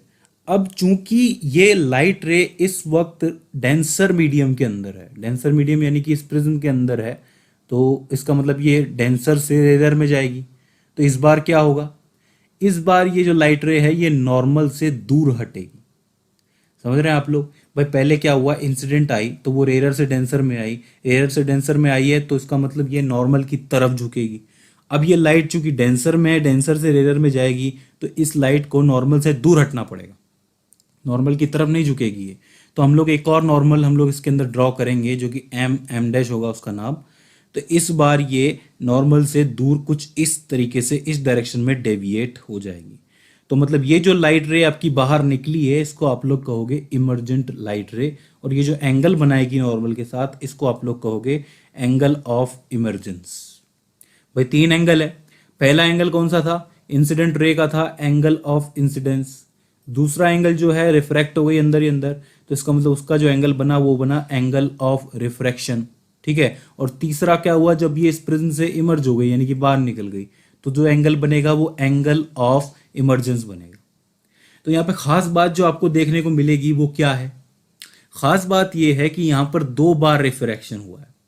पहली बार क्या हुआ कि लाइट रे आई इंसिडेंट वाली तो अंदर घुसी तब हुआ एक रिफ्रैक्शन। दूसरी बार जब ये प्रिज्म से बाहर निकली एयर के अंदर गई तो दूसरी बार ये वाला रिफ्रैक्शन हुआ। तो यानी कि एक प्रिज्म के अंदर जब भी कोई लाइट रे जाती है तो उसकी रेक्टेंगुलर साइड्स के अंदर जाती है, ठीक है, और वहां पर दो बार रिफ्रैक्शन होने को दिखता है, मतलब होना हमें दिखता है कि भाई दो बार हुआ है। और इसको आप लोगों ने ऑब्जर्व कहाँ से किया है, इस ट्रायंगुलर साइड से। मतलब लाइट रे घुसी तो आपकी कहाँ पर है, इसमें रेक्टेंगल वाली साइड के अंदर है, लेकिन आपने ऑब्जर्व किया इसको ट्रायंगल वाली साइड से। क्यों? क्योंकि ये दोनों जो आपकी पैरेलल हैं, मतलब ये जो दोनों आपकी पैरेलल नहीं है एक्चुअली, ये दोनों के दोनों आपकी रेक्टेंगुलर साइड्स हैं, इन्होंने मिलकर ही बनाया है ना ये ट्रायंगल। भाई ये इंक्लाइंड है, इन्होंने एंगल ऑफ प्रिज्म बनाया तभी तो ये पूरा ट्रायंगल बन पाया, वरना ये तो स्लैब हो जाती। करेक्ट, ठीक है।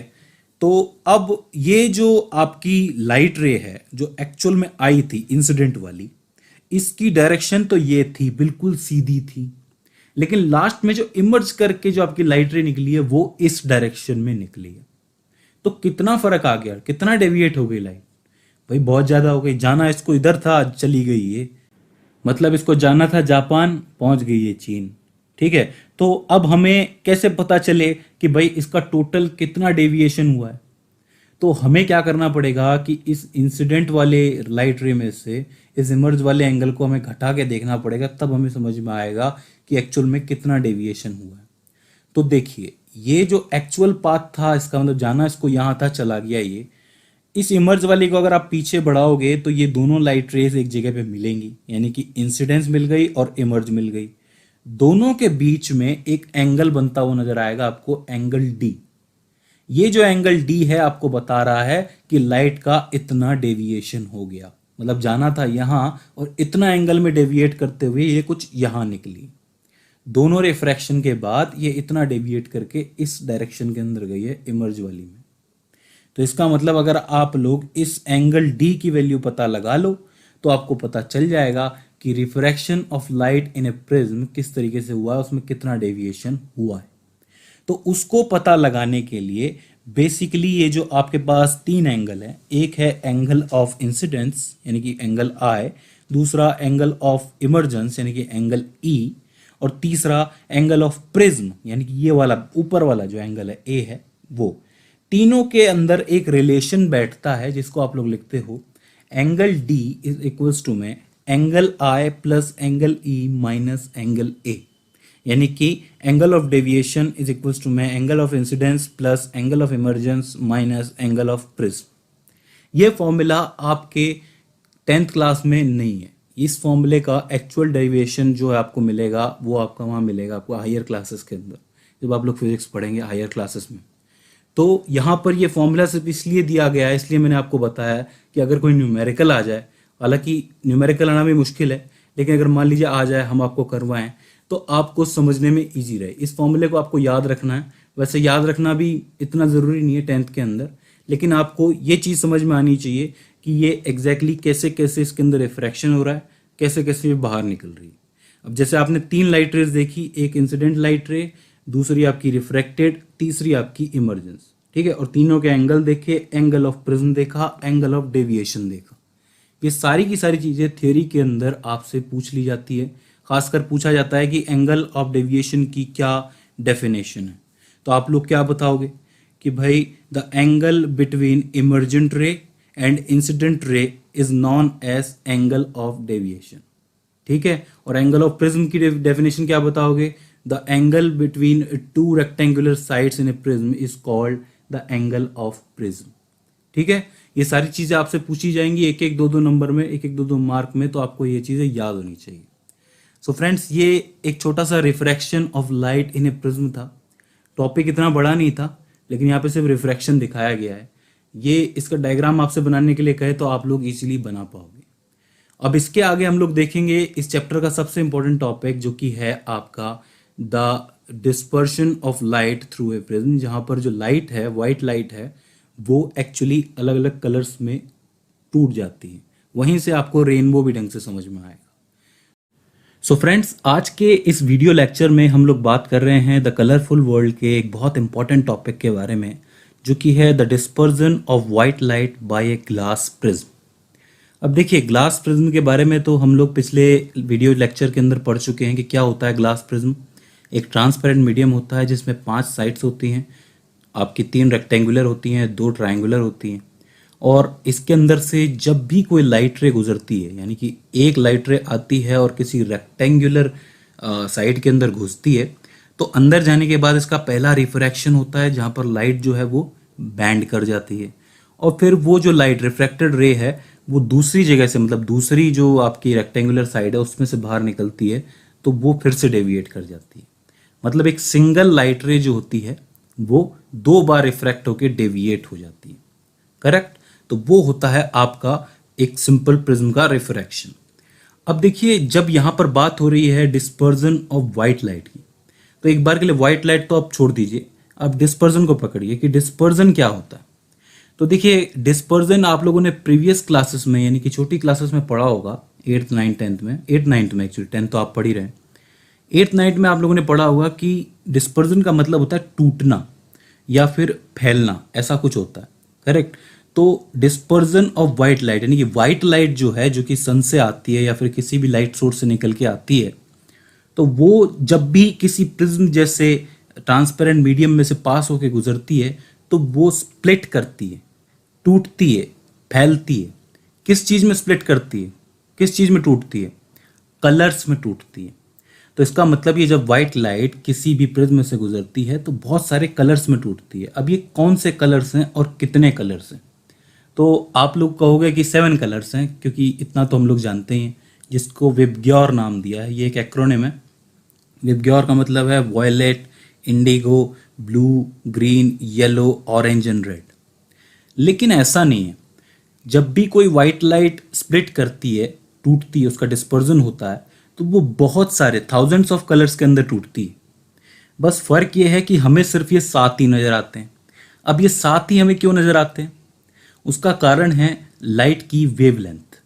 देखिए, हमारी जो ह्यूमन आई है उसकी एक अपनी लिमिट है देखने की, यानी कि उसको एक पर्टिकुलर वेवलेंथ से एक दूसरी पर्टिकुलर वेवलेंथ के बीच का हिस्सा ही नजर आता है। मतलब हमारी आंखें जो है 450 nm से 750 nm तक ही देख सकती है, और 450 nm से नीचे भी लाइट रे होती है और 750 nm से ऊपर भी लाइट रे होती है। तो वो लाइट्स हमें कभी नजर नहीं आती है।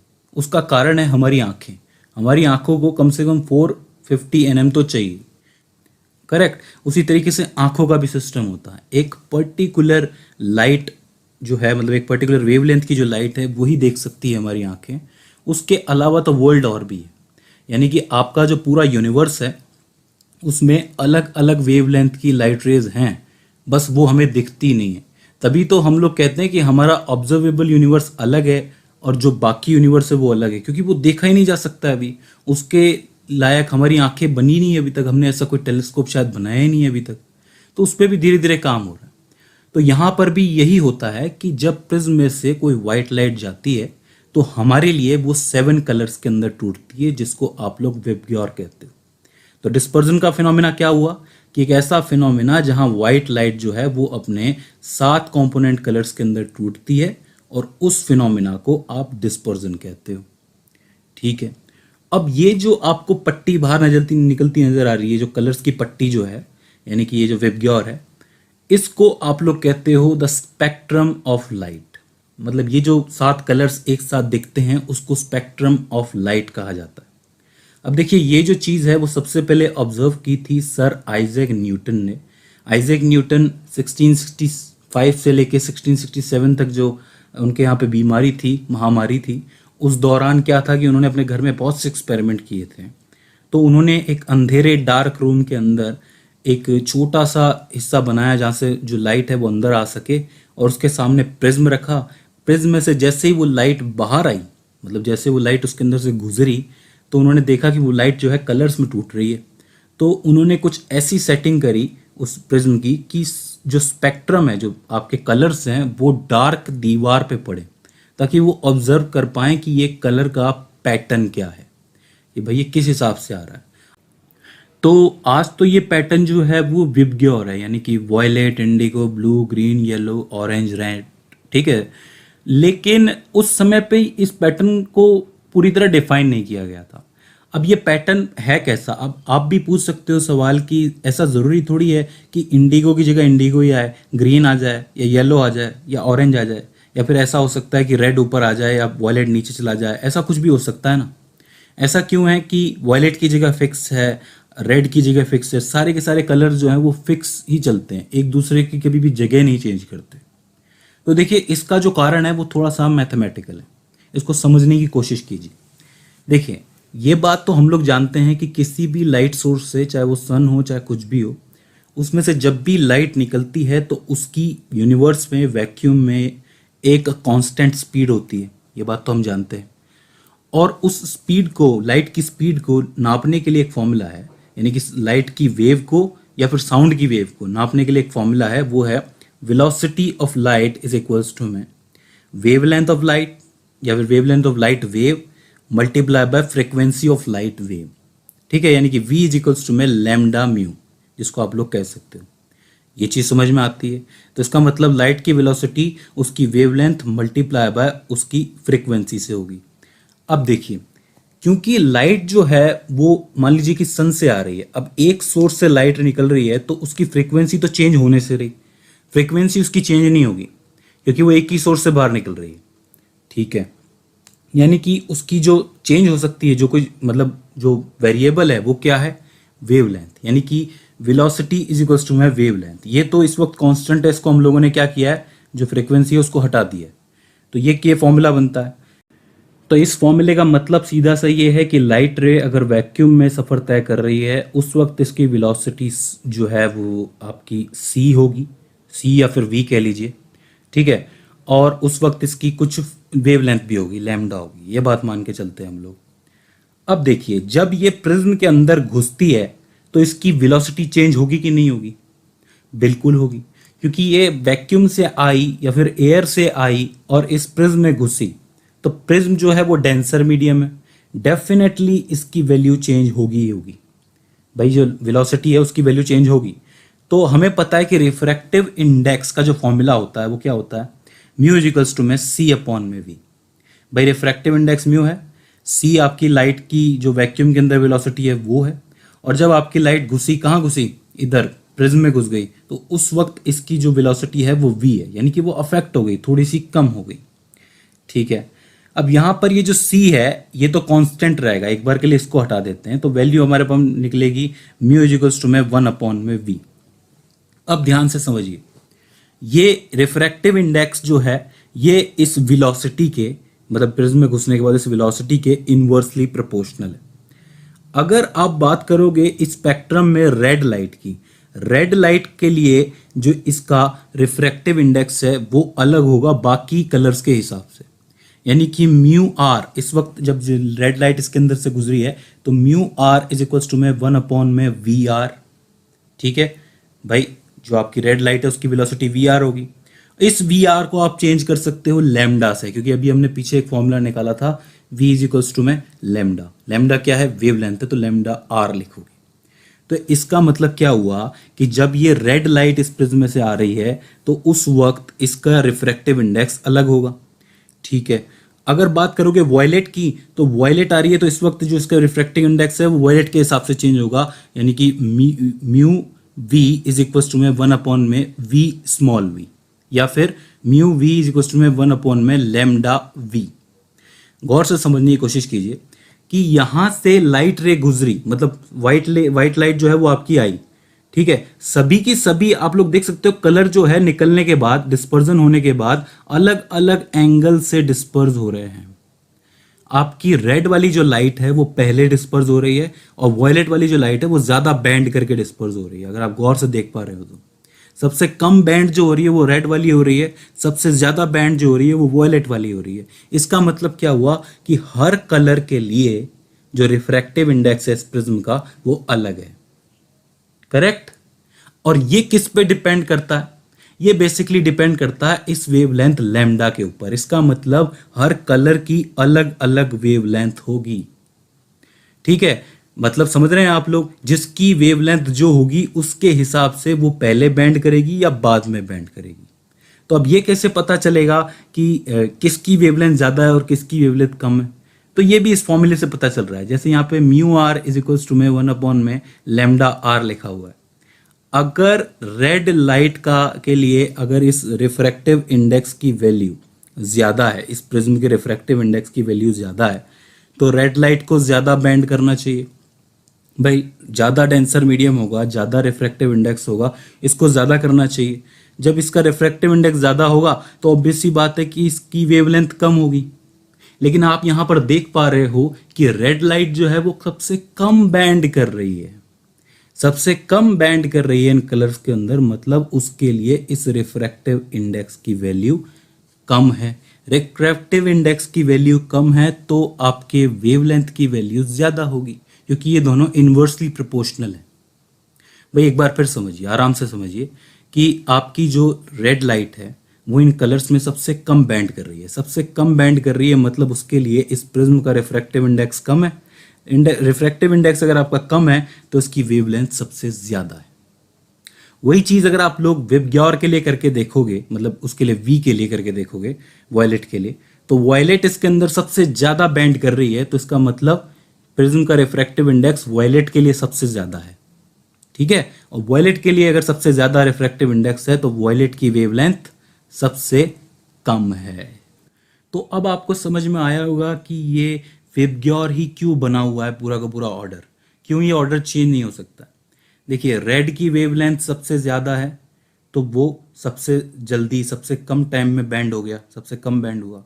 उसके बाद ऑरेंज है, उसकी थोड़ी रेड से कम है वेवलेंथ तो वो थोड़ा देर से हुआ। उसके बाद येलो, उसके बाद ग्रीन, उसके बाद ब्लू, फिर इंडिगो, फिर वॉयलेट। वॉयलेट की सबसे कम वेवलेंथ है इसलिए वो उसका रिफ्रैक्टिव इंडेक्स सबसे ज़्यादा है, इसलिए वो काफ़ी देर से बैंड हुई। तो इसका मतलब रेड कलर की लाइट जो होती है वो सबसे फास्ट ट्रेवल करती है, और वॉयलेट कलर की जो लाइट होती है वो सबसे स्लो ट्रेवल करती है। यही कारण है कि खतरे के निशानों में हमेशा लाल कलर का यूज किया जाता है, ताकि वो दूर से ही नजर आ जाए, चमकता हुआ नजर आ जाए, क्योंकि वो ट्रेवल फास्ट करता है ना। जैसे उस पर लाइट पड़ती है उसकी वेवलेंथ सबसे ज्यादा है, इसलिए वो जल्दी से जल्दी सफर कर जाता है, ठीक है। तो इस तरीके से आप लोग इस dispersion of white light through a prism को समझते हो, ठीक है। अब इसके बाद आता है आपका रेनबो का फॉर्मेशन, और थोड़ा सा एटमॉस्फेरिक प्रेशर है वो भी देखना है हमें, तो वो भी बहुत इंपॉर्टेंट टॉपिक है और काफ़ी मज़ेदार टॉपिक है। यहाँ मैं आपसे उम्मीद करता हूँ कि आपको समझ में आया होगा कि लाइट एक्चुअल में डिस्पर्स कैसे करती है, क्यों वायलेट सबसे लास्ट में है, क्यों रेड सबसे पहले बैंड करती है, सारी चीज़ें आपको समझ में आई होंगी। इनमें कोई कन्फ्यूज़न नहीं रहना चाहिए क्योंकि ये सवाल पूछे जा सकते हैं, ठीक है। सो फ्रेंड्स, ये हो जाता है आपका dispersion of white light. I hope आपको समझ में आया होगा। सो फ्रेंड्स, आज के इस वीडियो लेक्चर के अंदर हम लोग मेनली 3 फिनोमिनास के ऊपर काम कर रहे हैं, जिसमें से पहला होगा वो रिकॉम्बिनेशन ऑफ वाइट लाइट, दूसरा होगा टोटल इंटरनल रिफ्लेक्शन, और तीसरा होगा the rainbow formation in A rain drop. हालांकि हमारी बुक के अंदर तो 2 ही फिनोमिनास हैं, जिसमें रिकॉम्बिनेशन ऑफ वाइट लाइट और रेनबो फॉर्मेशन है, लेकिन टोटल इंटरनल रिफ्लेक्शन हमें समझना ज़रूरी है अगर हम लोग रेनबो फॉर्मेशन समझना चाहते हैं तो, करेक्ट। तो ज़्यादा हार्ड नहीं है, बहुत इजी से और बहुत इंटरेस्टिंग से फिनोमिनाज हैं, इनको समझने की कोशिश करते हैं। तो सबसे पहले हम लोग बात करते हैं the recombination of white light के बारे में। अब रिकॉम्बिनेशन के नाम से समझ में आ रहा है कि दोबारा वाइट लाइट प्राप्त करना या फिर गेट करना।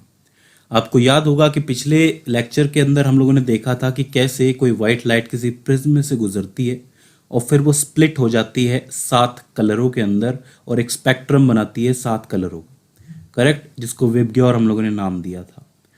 अब क्या है कि ये वाला जो एक्सपेरिमेंट है वो सबसे पहले सर आइजैक न्यूटन ने किया था, ये बात भी मैंने आपको बताई थी। लेकिन ये करने के बाद न्यूटन के सामने और भी कई सारे सवाल थे जो खड़े हो गए थे।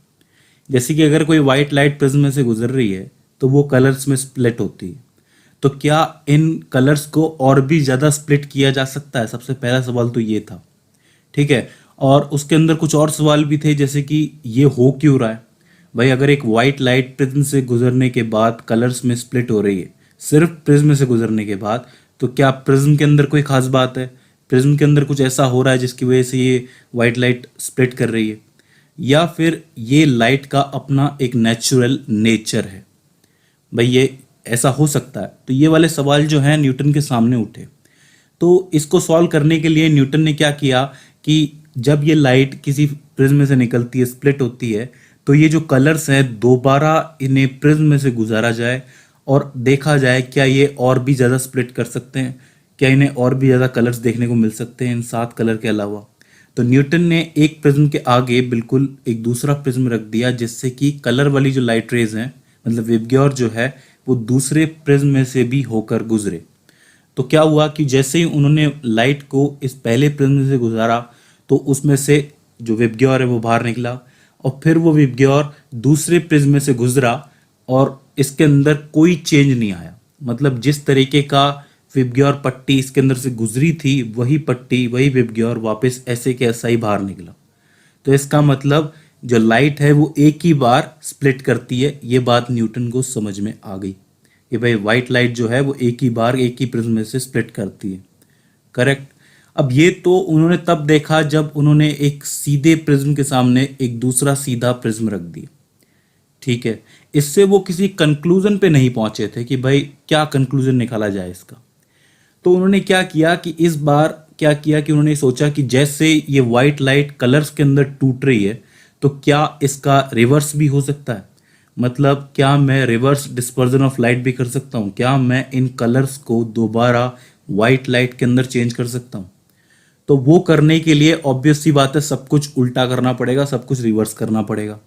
तो उन्होंने क्या किया कि एक प्रिज्म तो सीधा रखा, यानी कि इरेक्ट रखा, और दूसरे प्रिज्म को थोड़ी सी दूरी पर उल्टा करके, यानी कि इन्वर्टेड करके रख दिया, जिससे वो देखना चाहते थे क्या इसका उल्टा इफेक्ट भी देखने को मिलता है कि नहीं। तो क्या हुआ कि जैसे व्हाइट लाइट इस पहले वाले प्रिज्म में से गुजरी तो ये स्प्लिट हुई तो विबग्योर बाहर निकला। ऐसे का ऐसा विबग्योर इस उल्टे वाले प्रिज्म में से गुजरा, और क्या हुआ कि जैसे ही वो उसके अंदर से गुजरा वैसे ही लाइट जो है दोबारा रिकम्बाइंड होना शुरू हो गई, और जब वो बाहर निकली, मतलब आखिरी रिफ्रैक्शन करके बाहर निकली, तो उन्होंने देखा कि वो सारे कलर्स रिकम्बाइन होके दोबारा वाइट लाइट में रिकम्बाइंड हो गए, मतलब मिल गए, दोबारा उन्हें एक वाइट लाइट की बीम मिली। तो इसका मतलब क्या हुआ? इससे उन्होंने क्या कंक्लूजन निकाला? उन्होंने ये कंक्लूजन निकाला कि जो लाइट है, आपकी वाइट लाइट है, जो भी सूरज से निकल के आती है, खासकर सनलाइट, वो मेनली 7 कलरों से मिलकर बनी है। उस वक्त की नॉलेज के हिसाब से उन्होंने ये कहा कि ये जो वाइट लाइट है एक्चुअली बहुत सारी कलर लाइट्स के कॉम्बिनेशन से मिलकर के बनती है, और अगर किसी भी सोर्स से निकलने वाली लाइट प्रिज्म में से गुजर के 7 कलरों में बट रही है, इसका मतलब उस सोर्स की वाइट लाइट और सूरज की वाइट लाइट दोनों एक ही हैं। ये कंक्लूजन उन्होंने निकाला कि white light is made up of 7 colours. तो सर आइजैक न्यूटन के इस डबल प्रिज्म एक्सपेरिमेंट के बाद, जिसमें एक प्रिज्म सीधा है और एक प्रिज्म उल्टा है, इससे दुनिया को ये पता चला कि जो वाइट लाइट है, जो सूरज से निकलने वाली लाइट है, सनलाइट, वो एक्चुअली 7 कलर्स के अंदर बटी हुई होती है, लेकिन वो कंबाइंड होकर के वाइट लाइट बन के निकलती। तो इस तरीके से रिकॉम्बिनेशन ऑफ लाइट का जो फिनोमिना है वो भी सर आइजैक न्यूटन ने दुनिया को दिया। पहले क्या था? पहले उन्होंने ये बताया कि लाइट जो है उसमें से 7 कलर स्प्लिट होते हैं, उसका एक स्पेक्ट्रम बनता है। उसके बाद उन्होंने ये बताया कि वाइट लाइट एक्चुअली बनती ही कलर से, ठीक है। तो ये हो जाता है पहला फिनोमिना आपका, रिकॉम्बिनेशन ऑफ वाइट लाइट। बात करते हैं हम लोग रेनबो फॉर्मेशन की। लेकिन रेनबो फॉर्मेशन को समझने से पहले आपका टोटल इंटरनल रिफ्लेक्शन को समझना बहुत ज़रूरी है। देखिए, इसके नाम के अंदर ही रिफ्लेक्शन आ रहा है। अभी तक हम लोग जो फिनोमेना पढ़ रहे थे वो रिफ्रैक्शन का था। रिफ्लेक्शन हम लोगों ने पहले पढ़ा था, अब दोबारा रिफ्लेक्शन हमें पढ़ना है। देखिए, रिफ्रैक्शन का फिनोमेना हमें एक बार फिर देखना पड़ेगा। आपको पता है कि जब एक मीडियम से दूसरे मीडियम में लाइट जाती है तो वो मीडियम के हिसाब से या तो नॉर्मल की तरफ झुकती है या नॉर्मल से दूर हटती है। तो उसी बिहाव पे हम क्या करेंगे कि एक मीडियम मानेंगे जो कि होगा रेयरर, दूसरा मीडियम हम लोग मानेंगे जो कि होगा डेंसर। ठीक है, इसके अंदर आप लोग देख सकते हैं कि जो आपकी दोनों के बीच की लाइन है, मतलब दोनों के बीच की जो बाउंड्री है, उसमें मैंने नॉर्मल खींचे हुए हैं। मान लीजिए कि कोई लाइट रे है जो कि आपकी डेंसर मीडियम से चलती हुई आ रही है। अब डेंसर से ये लाइट रे जो है रेयर के अंदर जाएगी, तो ऑब्वियस सी बात है कि जब ये रेयर में जा रही है तो ये नॉर्मल से दूर ही हटेगी। भाई, इसका पाथ जो है सीधा रहना चाहिए, लेकिन वो नॉर्मल से दूर हटेगी, क्योंकि रेयर के अंदर क्या है, पार्टिकल्स एक दूसरे के दूर दूर होते हैं। तो क्या होगा कि जैसे ये लाइट रे यहाँ पहुंचेगी तो इसके बाद ये नॉर्मल से दूर हट जाएगी। इस वक्त जो इसका एंगल है वो आई है इंसिडेंस का, और बाहर रिफ्रैक्शन का जो एंगल है वो आपका आर है। इसके बाद क्या होगा कि हम क्या करेंगे कि थोड़ा सा एंगल बढ़ा देंगे। तो थोड़ा सा एंगल बढ़ाने की वजह से जो आई बढ़ा है तो आर भी बढ़ जाएगा, यानी कि वो थोड़ा सा और हटके, जो आपका नॉर्मल है उससे थोड़ा सा और हटके बाहर निकलेगी। इस बार हम लोग क्या करेंगे कि एंगल को थोड़ा सा और बढ़ा देंगे, मतलब ज़्यादा कर देंगे थोड़ा और। तो आप देख सकते हैं कि जो रिफ्रैक्शन वाली लाइट रे है वो बहुत ज़्यादा ही दूर जा रही है नॉर्मल के। लेकिन इस बार हम लोग इसको एक ऐसे एंगल से भेजेंगे कि जैसे ही ये यहाँ पहुंचेगी तो ये बिल्कुल इस बाउंड्री की डायरेक्शन में जाएगी, यानी कि इसका मतलब इस रिफ्रैक्टेड लाइट रे और इस नॉर्मल के बीच में 90 डिग्री का एंगल बन गया। समझ रहे हैं? ये वाला जो एंगल है आई एंगल, जिससे हम लोगों ने इसको भेजा है, जिसकी वजह से जो रिफ्रैक्टेड लाइट रे है इसने 90 डिग्री का एंगल बनाया है, ये बहुत खास एंगल है। अब तक के एंगल्स में क्या हो रहा था कि जैसे जैसे आप लोग आई बढ़ा रहे थे तो आर भी बढ़ रहा था, लेकिन इस बार आपने इतना बढ़ा दिया आई को, एंगल ऑफ इंसिडेंस को, कि जो रिफ्रैक्टेड लाइट रे है आपकी वो इसके डायरेक्शन में निकल गई और उसने 90 डिग्री का एंगल बना लिया। तो ये जो एंगल है इसको आप लोग कहते हो क्रिटिकल एंगल, राइट? इसको क्रिटिकल एंगल कहा जाएगा। ठीक है, और इस एंगल के बाद अगर मान लीजिए कि इस एंगल से भी ज़्यादा मैंने एंगल की कोई इंसिडेंट रे भेजी, उसके बाद क्या होगा कि जैसे ये यहाँ पर आकर बाउंड्री पे टकराएगी, इस बार ये 90 डिग्री के एंगल में नहीं जाएगी, बाहर नहीं जाएगी, इस बार ये इसी डेंसर मीडियम में वापस लौट के आ जाएगी। तो इस बार इस लाइट रे के साथ क्या हुआ है, इसका रिफ्रैक्शन तो नहीं हुआ है, इसका अंदर ही अंदर इंटरनली रिफ्लेक्शन हो गया है। और इसको ही आप लोग कहते हो द टोटल इंटरनल रिफ्लेक्शन, जहां जो लाइट रे होती है वो आपकी इसी मीडियम के अंदर, जिस मीडियम से वो निकल रही है उसी मीडियम के अंदर रिफ्लेक्ट कर जाए। और ये कब होगा? जब आप लाइट रे को क्रिटिकल एंगल से ज्यादा एंगल लेके भेजोगे तब होगा। याद रखना, वो एंगल जिसके ऊपर रिफ्रैक्टेड लाइट रे 90 डिग्री का एंगल बनाए इस नॉर्मल के साथ, उसको आप क्रिटिकल एंगल कहते हो। और इस क्रिटिकल एंगल से ज़्यादा एंगल में कोई लाइट रे आप भेजते हो तो वो लाइट रे का टोटल इंटरनल रिफ्लेक्शन हो जाएगा, वो उसी मीडियम में रिफ्लेक्ट हो जाएगी। तो यहाँ पर भी यही हुआ। ये आपको फिनोमेना मैंने इसलिए बताया क्योंकि ये रेनबो फॉर्मेशन के अंदर बहुत ज़्यादा काम आता है। हालांकि ये आपको 11th-12th में जाके पढ़ने को मिलता है, बड़ी क्लासेस में जब आप फिजिक्स पढ़ोगे तब आपको ये टोटल इंटरनल रिफ्लेक्शन पढ़ने को मिलेगा, लेकिन यहाँ पर ये चीज़ थोड़ा सा समझ लेना ज़रूरी था। अब क्या है, ये समझ लिया आप लोगों ने दूसरा वाला। अब हम लोग बात करते हैं रेनबो फॉर्मेशन की। अब आपको ढंग से समझ में आएगा। देखिए, जब भी बरसात होती है यानी कि बारिश होती है तो कुछ बूंदें बारिश की ऐसी होती हैं जो कि काफ़ी देर से नीचे आती हैं, मतलब वो आसमान में ही रहती हैं। ठीक है, काफ़ी देर तक हवा में रहती हैं। और उस वक्त अगर सूरज चमक रहा हो यानी कि सन निकला हुआ हो तो सन की जो लाइट रे होती है वो इन रेन ड्रॉपलेट्स को क्रॉस करती हुई आती है। समझिए, मान लीजिए कि हवा के अंदर कोई जो है आपकी पानी की बूंद है यानी कि रेन ड्रॉपलेट है, और यहाँ से आपकी कोई लाइट रे आई, कहाँ से? सन से निकलती हुई आई, यहाँ आकर के ये टकरा गई। अब हमें पता है कि इस वक्त ये जो पानी की बूंद है ये एक आपकी प्रिज्म की तरह ट्रांसपेरेंट मीडियम है। तो इस वक्त क्या होगा कि ये इसको जैसे यहाँ पे आकर के टकराएगी वैसे इसका रिफ्रैक्शन होगा, लेकिन ये रिफ्रैक्शन खास होगा। इसके अंदर क्या होगा कि जो लाइट रे है वो अपने 7 कलर्स के अंदर स्प्लिट हो जाएगी। करेक्ट, अंदर घुसते ही स्प्लिट हो जाएगी। तो ये लाइट रे जैसे ही अंदर घुसेगी इसका रिफ्रैक्शन होगा, मतलब ये डेंसर में जा रही है, एयर से डेंसर में जा रही है, तो ये झुकेगी और 7 कलर्स के अंदर टूट जाएगी। ठीक है साहब, यहाँ तक तो बात समझ में आती है कि भाई इस वक्त ये जो आपकी रेन ड्रॉप है ये प्रिज्म की तरह काम कर रही है। इसके बाद क्या होगा कि ये जो 7 कलर वाली लाइट रेज हैं, विबग्योर है, ये जाके इस रेन ड्रॉप की दूसरी वाली उससे टकराएंगे, दूसरी सरफेस से जाके टकराएंगे। ठीक है, अब ये जिस एंगल में जाकर के टकराए हैं इस वक्त, वो एंगल क्रिटिकल एंगल से ज्यादा है। समझिए, जैसे यहां पर हम लोगों ने क्रिटिकल एंगल देखा था ना कि क्रिटिकल एंगल से ज्यादा होगा तब टोटल इंटरनल रिफ्लेक्शन होगा। तो ये जो एंगल है नॉर्मल के हिसाब से, ये जो इंसिडेंट है, ये वाली जो लाइट रे आई है, ये क्रिटिकल एंगल से ज्यादा एंगल बनाती हुई आती है, और ये जब इस सरफेस पे, दूसरी वाली सरफेस पे टकराती है तो इसका टोटल इंटरनल रिफ्लेक्शन हो जाता है। और जैसे ही इसका टोटल इंटरनल रिफ्लेक्शन होता है तो ये दोबारा टकरा के इस तरफ निकलती है। अब ये इस तरफ आई है तो दोबारा आकर के ये इस वाली सरफेस से टकराएगी, और जब ये इस वाली सरफेस से टकराएगी तो अब क्या होगा, इसके साथ दोबारा रिफ्रैक्शन हो जाएगा। हमें पता है कि किसी प्रिज्म के अंदर 2 बार रिफ्रैक्शन होता है। पहली बार जब ये इसके अंदर घुसी थी, एंटर हुई थी, और दूसरी बार जब इससे बाहर निकलेगी। करेक्ट, इस बार ये जो आपकी 7 रंगों की जो वाइबग्योर है ये डेंसर से रेरर में जा रही है, तो इसका जब रिफ्रैक्शन होगा तो ये नॉर्मल से दूर हटती हुई कुछ इस डायरेक्शन में निकल जाएगी। ठीक है, और अगर आप नीचे खड़े हुए हो तो आप ऑब्जर्व करोगे कि आपको एक इंद्रधनुष यानी कि रेनबो बनता हुआ नजर आ रहा है। ऐसे ही होता है कि अगर किसी रेन ड्रॉप में कोई सूरज की लाइट आती है तो पहले होता है उसका रिफ्रैक्शन, रिफ्रैक्शन के दौरान वो स्प्लिट हो जाती है 7 कलरों में।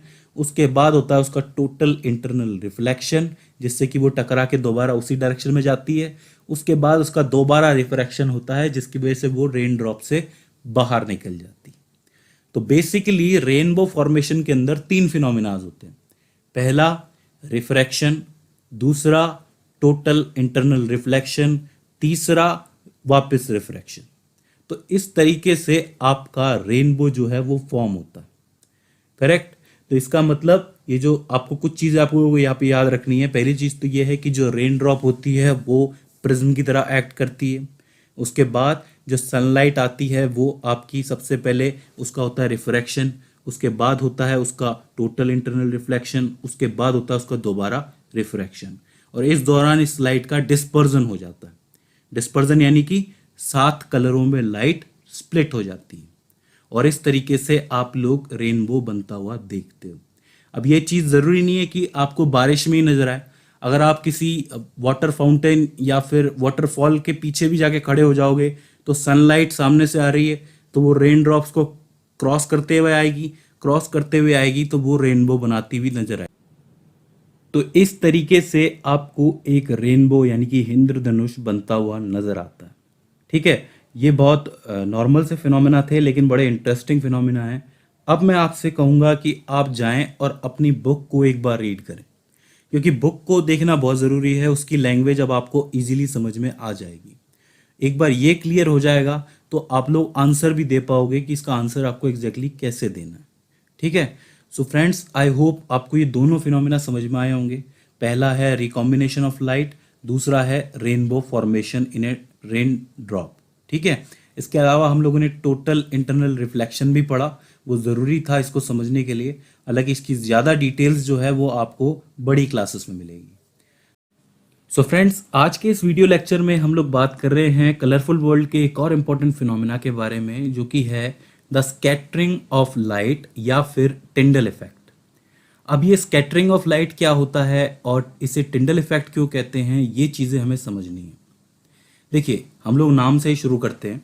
स्कैटरिंग ऑफ लाइट, यहाँ पर स्कैटर से क्या मतलब है, स्कैटरिंग से क्या मतलब है। देखिए, स्कैटर का मतलब होता है बिखराव या फिर डिफ्यूजन, यानी कि किसी भी चीज़ का बिखर जाना। तो यहाँ पर स्कैटरिंग का मतलब है कोई चीज़ बिखर रही है। अब यहाँ पे कौन सी चीज़ बिखर रही है? स्कैटरिंग ऑफ लाइट, यानी कि लाइट बिखर रही है। देखिए, अब तक तो हम लोग ये पढ़ते हुए आए हैं कि किसी भी लाइट सोर्स से लाइट निकलती है तो वो एज ए रे ट्रेवल करती हुई जाती है, और अगर वो किसी ऑप्टिकल प्लेन से टकराएगी तो उसका रिफ्लेक्शन हो जाता है, या फिर वो किसी ट्रांसपेरेंट मीडियम से टकराती है तो उसका रिफ्रैक्शन हो जाता है, या फिर अगर वो क्रिटिकल एंगल से ज़्यादा एंगल पे जाए तो वो टोटल इंटरनल रिफ्लेक्शन कर लेती है। ठीक है, मतलब उसका टोटल इंटरनल रिफ्लेक्शन हो जाता है। ये चीज़ें तो हम लोगों ने पढ़ ली, लेकिन एक लाइट रे बिखर कैसे सकती है? बिखरने का क्या सेंस है यहाँ पर? स्कैटरिंग का क्या सेंस है? तो देखिए, जो लाइट रे होती है वो एक सिंपल रे नहीं होती है, वो एक्चुअली एक बहुत सारे एनर्जी से बने हुए पैकेट्स का ग्रुप होती है। यानी कि बहुत सारे, एक ये समझ लीजिए क्वांटाइज्ड, मतलब जो फिक्स अमाउंट की एनर्जी के कुछ पैकेट्स होते हैं जिनको बना करके, जिनको मिला करके एक रे ऑफ लाइट तैयार होती है। और जब ये किसी भी एक ऐसे पार्टिकल पे पड़ती है, किसी भी पार्टिकल पे जो कि किसी भी मटेरियल का बना हुआ है, तो वो मटेरियल इस एनर्जी को अब्जॉर्व करता है। करेक्ट। और जब इसे वो अब्जॉर्व करता है और इसके जितने भी इलेक्ट्रॉन्स होते हैं, उस मटेरियल के, उस पार्टिकल के जितने भी इलेक्ट्रॉन्स होते हैं, वो हायर एनर्जी स्टेट में पहुंच जाते हैं, मतलब उनके पास एनर्जी बहुत सारी हो जाती है। तो जब वो एनर्जी ज़रूरत से ज़्यादा हो जाती है तो वो एनर्जी भी उन पार्टिकल से संभलती नहीं है। तो वो क्या करते हैं, उस एनर्जी को अलग अलग डायरेक्शन में इमिट कर देते हैं, यानी कि उसको बाहर निकाल देते हैं। ठीक है, तो इसका मतलब क्या हुआ कि अगर किसी पर्टिकुलर मटेरियल पे, पर्टिकुलर पार्टिकल पे पड़ी लाइट, उसको उसने ऑब्जॉर्व किया, और जब एनर्जी ज़्यादा हो गई तो उसने उसको अलग अलग दिशाओं में निकाल दिया, अलग अलग वेवलेंथ के साथ। तो इसका मतलब एक लाइट रे अलग अलग डायरेक्शन में बिखर गई। यही तो हम लोग पढ़ रहे हैं कि भाई स्कैटरिंग ऑफ लाइट कैसे होती है। तो यहाँ पर वैसे 10th क्लास के अंदर आपका ये अब्जॉर्प्शन वाला फिनोमेना है नहीं और एमिशन वाला फिनोमेना है नहीं, लेकिन मैंने आपको नॉलेज के तौर पे बताया है कि जब भी लाइट किसी पार्टिकल से टकराती है तो वो एक्चुअली में एक एनर्जी होती है, तो वो एनर्जी वो पार्टिकल ले लेता है, उसके बाद उसको री इमिट कर देता है। इससे वो उस लाइट को स्कैटर कर देता है, यानी कि बिखरा देता है अलग अलग जगह पर। तो अब आप पूछेंगे कि ये स्कैटरिंग ऑफ लाइट, ठीक है, ये बात तो समझ में आ गई कि किसी भी पार्टिकल से लाइट टकराई, उसने ऑब्जॉर्व की और उसको अलग अलग जगह पर स्कैटर कर दिया, बिखरा दिया। लेकिन जो बड़ा सवाल है वो ये उठता है कि ये स्कैटरिंग ऑफ लाइट हमें डेली फिनोमेना में कहाँ देखने को मिलती है, डेली हमारे जीवन में हमें कहाँ देखने को मिलती है। तो इस चीज़ को सबसे पहले ऑब्जर्व किया था 19th सेंचुरी के ग्रेट फिजिसिस्ट ने, जो कि थे जॉन टिंडल। ये वही फिजिसिस्ट थे जिन्होंने डायमैग्नेटिज्म पे भी काम किया था। ये माइकल फेराडे के टाइम के फिजिसिस्ट थे। ये समझ लीजिए कि दोनों ने साथ काम किया था, माइकल फेराडे और जॉन टिंडल ने। तो जॉन टिंडल ने सबसे पहले इस चीज़ को ऑब्जर्व किया था एज ए सनलाइट जो कि किसी खिड़की से बाहर आ रही है। आप लोगों ने भी ये एग्जाम्पल बहुत बार सुना होगा कि किसी खिड़की से जब कोई सनलाइट अंदर आती है तो सनलाइट का पाथ नज़र आता है, और वो पाथ हमें दिखता है उस छोटे छोटे पार्टिकल से जो उस सनलाइट के बीच में आते हैं। ये आप लोगों ने कई बार देखा होगा ये चीज़। तो बेसिकली उन्होंने ये ऑब्जर्व किया कि अगर लाइट एनर्जी है, हालांकि ये चीज़ भी उस समय पूरी तरीके से सही साबित नहीं हुई थी, लेकिन लोगों को इतना पता था कि लाइट एनर्जी तो है, ठीक है, सनलाइट है।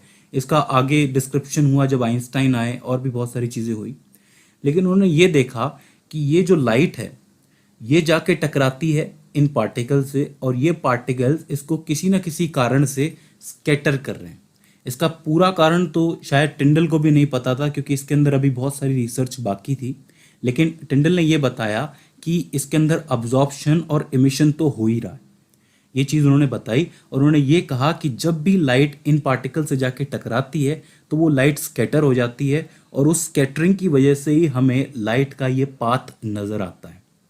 और ये चीज़ कई जगहों पर उन्होंने दिखाई। एक तो ये वाला एग्जाम्पल लिया, दूसरा अगर उन्होंने कहा कि रात में आप टॉर्च जलाएंगे तो अगर टॉर्च की लाइट बिल्कुल सीधी की सीधी जाए, मतलब वो अपना एक सीधा पाथ बनाती हुई आपको नज़र आती है, जिसमें वो सारे पार्टिकल से टकरा के स्कैटर होती हुई नज़र आती। तो उनसे पूछा गया कि ये पार्टिकल्स कौन कौन से होते हैं, तो उन्होंने कहा कि एटमॉस्फेयर में जितने भी पार्टिकल्स घूम रहे हैं, जैसे कि गैसेज हैं, काफ़ी सारी गैसेज हैं, नाइट्रोजन, ऑक्सीजन, हाइड्रोजन, जितनी भी हो। दूसरा डस्ट पार्टिकल्स हैं। तीसरा थोड़ा बहुत वाटर भी होता है, मतलब वाटर वेपर भी होती है हवा के अंदर। तीसरा चौथा स्मोक, मतलब स्मोक जैसे पार्टिकल्स भी हो सकते हैं, या अगर मान लीजिए कि कोई बैठ के स्मोकिंग कर रहा है और स्मोकिंग में अगर बहुत सारा कार्बन बाहर निकला है, तो कार्बन के जो पार्टिकल्स हैं, तो वो पार्टिकल्स क्या हैं, उनको स्कैटर करने में मदद करते हैं लाइट को, तो वो स्कैटरिंग देखने को मिलती है। तो उन्होंने इस चीज़ को ऑब्जर्व किया था और इस पाथ को, इस स्कैटर को, इस इफेक्ट को उन्होंने अपना नाम दिया, या यूँ कहो कि लोगों ने नाम दिया, उन्होंने एक ऑनर में नाम दिया कि ये जो इफेक्ट है इसको कहा जाएगा टिंडल इफेक्ट। इसीलिए जब भी आपको आपके आसपास लाइट कहीं पे भी किसी भी खिड़की से या फिर किसी भी जगह पे पाथ बनाती हुई नजर आए जहाँ पर वो स्कैटर कर रही है, पाथ बना रही है, तो आप समझ जाइए कि वहाँ पर टिंडल इफेक्ट हो रहा है। ठीक है, तो अब सवाल ये उठता है कि जो साफ हवा होती है, साफ हवा के अंदर भी सनलाइट जाती है, सनलाइट गुजरती है, ऑब्वियस सी बात है, वहाँ पर भी ये टकराती होगी पार्टिकल्स से, लेकिन वहाँ पर तो ये चीज़ आपको देखने को नहीं मिलती। तो देखिए, अगर मैं आपसे कहूं कि आप येलो कलर की एक दीवार है और उसके अंदर एक येलो डॉट ढूंढ के दिखाइए, तो क्या आप ढूंढ दिखाएंगे, मतलब आपको मिल जाएगा? डेफिनेटली नहीं मिलने वाला, क्योंकि येलो कलर की दीवार है, येलो कलर का डॉट है, आपको मिलेगा ही नहीं, क्योंकि दोनों एक ही कलर के हैं। लेकिन अगर मैं आपसे कहूं कि येलो कलर की दीवार पे ब्लैक कलर का डॉट ढूंढ के दिखाइए, तो आप ढूंढ देंगे, क्योंकि दोनों में फर्क है। तो ऐसे ही अगर सिंपल एयर में लाइट जा रही है तो उसका कॉलिजन, उसकी स्कैटरिंग नजर नहीं आती, लेकिन उसी हवा के अंदर, उसी एयर के अंदर कुछ ऐसे पार्टिकल डाल दिए जाएं जो कि बड़े हैं, कोलाइडल हैं, तो उन पार्टिकल से लाइट टकराएगी और वहां आपको पाथ नजर आएगा। राइट? तो इस तरीके से आप ऑब्जर्व करते हो इस स्कैटरिंग के पाथ को, लाइट के पाथ को, जिसको टिंडल इफेक्ट भी कहा जाता है। तो फ्रेंड्स, ये था एक छोटा सा topic, Tyndall effect. I hope आपको समझ में आया होगा। हालांकि इसमें ज़्यादा परेशानी नहीं है।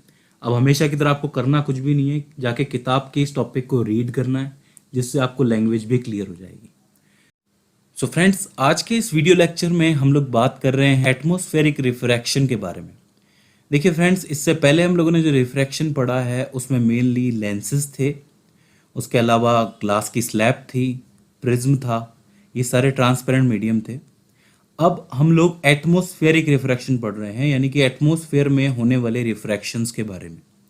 देखिए, ये रिफ्रैक्शन का फिनोमेना एटमॉस्फेयर में होता है और हमें कई सारी चीज़ों में देखने को मिलता है।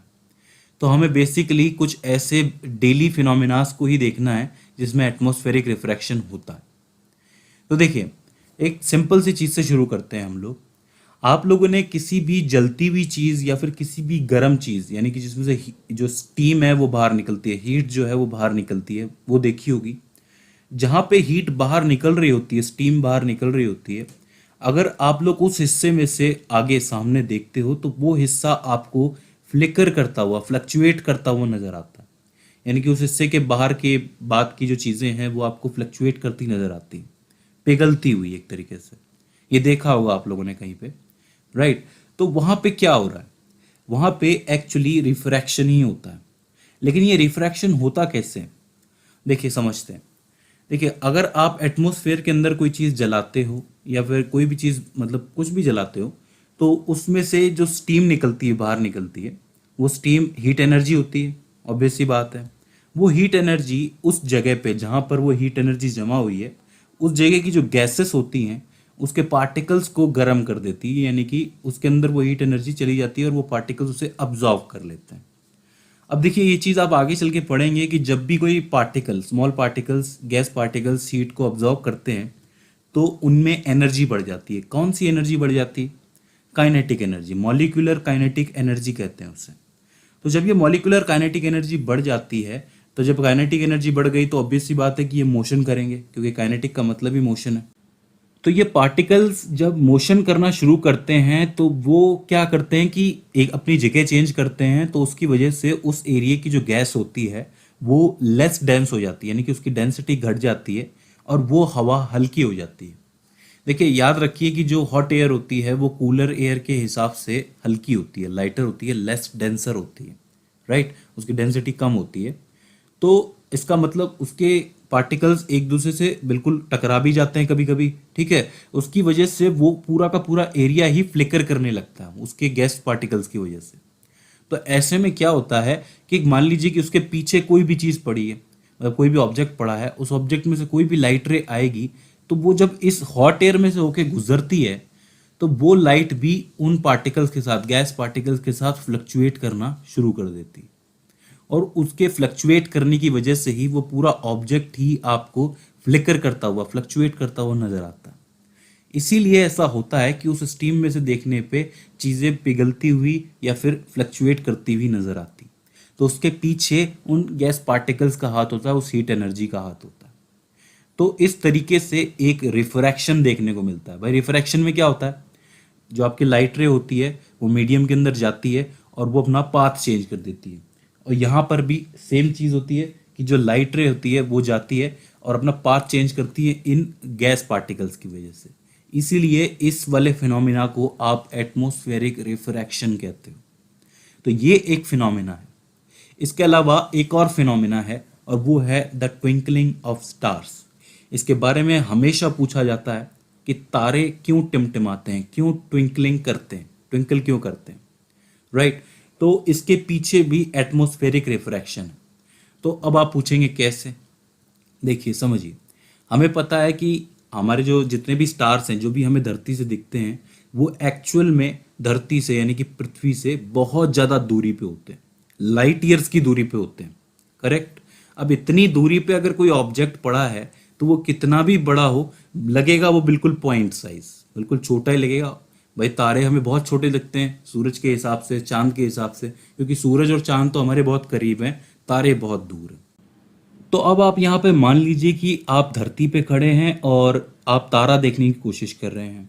तो धरती के आसपास जो आपका जो एटमॉस्फेयर होगा, मतलब जिसमें हवा होती है, वायुमंडल जिसको कहते हैं, वो कुछ इस तरीके से बना हुआ है। अब ये जो है बड़ी मोटी परत होती है, इसके अंदर ओजोन भी है, बाकी सारी गैसेस भी हैं, मतलब मिला के बड़ी मोटी परत होती है, ठीक है। तो एक तरीके का ट्रांसपेरेंट मीडियम ही हो गया ये, राइट। अब जो तारा आप ऑब्जर्व करने की कोशिश कर रहे हैं, मान लीजिए कि वो तारा इस वक्त यहाँ पर है, ठीक है। इस तारे में से लाइट रे निकलेगी जो कि कुछ इस डायरेक्शन में चलती हुई आएगी। अब होगा ये कि जो आपकी गैसेस हैं वो कहीं पे तो ठंडी होंगी, कहीं पे गर्म होंगी, ऊपर ठंडी हो सकती है, नीचे गर्म हो सकती है, राइट। उसकी वजह से आप जानते हैं कि कुछ जो गैसेस होंगी वो लेस डेंस होंगी और कुछ जो गैसेस होंगी वो आपकी ज़्यादा डेंस होंगी। जैसे कि कूलर एयर जो होगी वो ज़्यादा डेंस होगी और हॉटर एयर जो होगी वो कम डेंस होगी। तो ये लाइट रे जैसे ही इस एटमॉस्फेयर के अंदर घुसेगी, वैसे ही ये अपने पाथ को बेंड कर जाएगी। बेंड करने का कारण मैंने आपको बता दिया है कि इसके गैस पार्टिकल्स, राइट। ऐसा ही होता है ट्रांसपेरेंट मीडियम में घुसने के बाद लाइट के साथ। तो ये लाइट को जाना तो सीधे था, लेकिन ये लाइट इस तरीके से बेंड कर जाती है और आपकी आंखों में बेंड होने के बाद घुसती है। अब ये बात हम अच्छी तरीके से जानते हैं, हम लोगों ने इमेज फॉर्मेशन में पढ़ा है कि जब भी कोई लाइट रे पहुंचती है, मान लीजिए कि दो लाइट रेस पहुंची है, तो ब्रेन क्या करेगा, उसको पीछे की तरफ यानी कि बैक ट्रैक लेके जाएगा, करेक्ट। यही है इमेज बनाने का तरीका ब्रेन का। तो वो भी इस लाइट रे को पीछे की तरफ बैक ट्रैक में बढ़ाएगा और कुछ इस तरीके से लेके जाएगा और यहां पर कहीं उसको तारा नजर आएगा, मतलब थोड़ा ऊपर अबव नजर आएगा। यही होता है भाई, तारे की असल पोजीशन, एक्चुअल पोजीशन ये वाली होती है और उसको तारा नजर यहां पे आता है। उसका कारण क्या है कि ब्रेन ने बैक ट्रैक जो की है लाइट रे, उसकी इमेज यहां बनाई है। अब ये जो पोजीशन इस तारे की हमें देखने को मिली है, जो कि ये इमेजिनरी पोजीशन है, ये पोजीशन भी चेंज होती रहती है। उसका कारण ये है कि तारा एक तो बहुत दूर है, पॉइंट साइज का है, और पॉइंट साइज में से निकलने वाली जो लाइट रे है वो अलग अलग मतलब टेम्परेचर की गैसेस से होके आएगी। तो इसका मतलब गैसेस के हिसाब से रिफ्रैक्टिव इंडेक्स बदलता रहेगा। भाई ऑब्वियस सी बात है कि मान लीजिए कि कूलर एयर है यानी कि ठंडी हवा है, उसके अंदर लाइट ने कम बैंड किया, लेकिन गर्म हवा में ज़्यादा कर दिया, या फिर कूलर एयर में ज़्यादा कर दिया और हॉट एयर में कम किया, राइट। उसकी वजह से ये जो लाइट है ये भी अपना पाथ लगातार बदलती रहेगी, और लगातार बदलने की वजह से कभी हो सकता है कि वो ज़्यादा इंटेंसिटी की हो, कभी हो सकता है वो कम इंटेंसिटी की हो, राइट। इसी वजह से जो आपका तारा है वो आपको कभी ब्राइट नजर आता है, कभी आपको फेंट यानी कि मतलब कम ब्राइट नजर आता है, कभी आपको पोजीशन के लेफ्ट में नजर आता है, कभी आपको राइट में नजर आता है, राइट। और इसी ब्राइट और फेंट को आप लोग कहते हो ट्विंकल करना। यानी कि कभी ब्राइट हो गया, कभी कम ब्राइट हो गया। करेक्ट। तो इस तरीके से जो तारे होते हैं जो कि बहुत दूर होते हैं, बहुत ज़्यादा डिस्टेंस पे होते हैं, वो ट्विंकल करते हैं। ट्विंकल करने का मतलब क्या हुआ कि भाई पहले दिखना फिर नहीं दिखना, राइट। तो उसका मतलब कभी ब्राइट कभी फेंट, कभी ब्राइट कभी फेंट। और उसका कारण क्या है?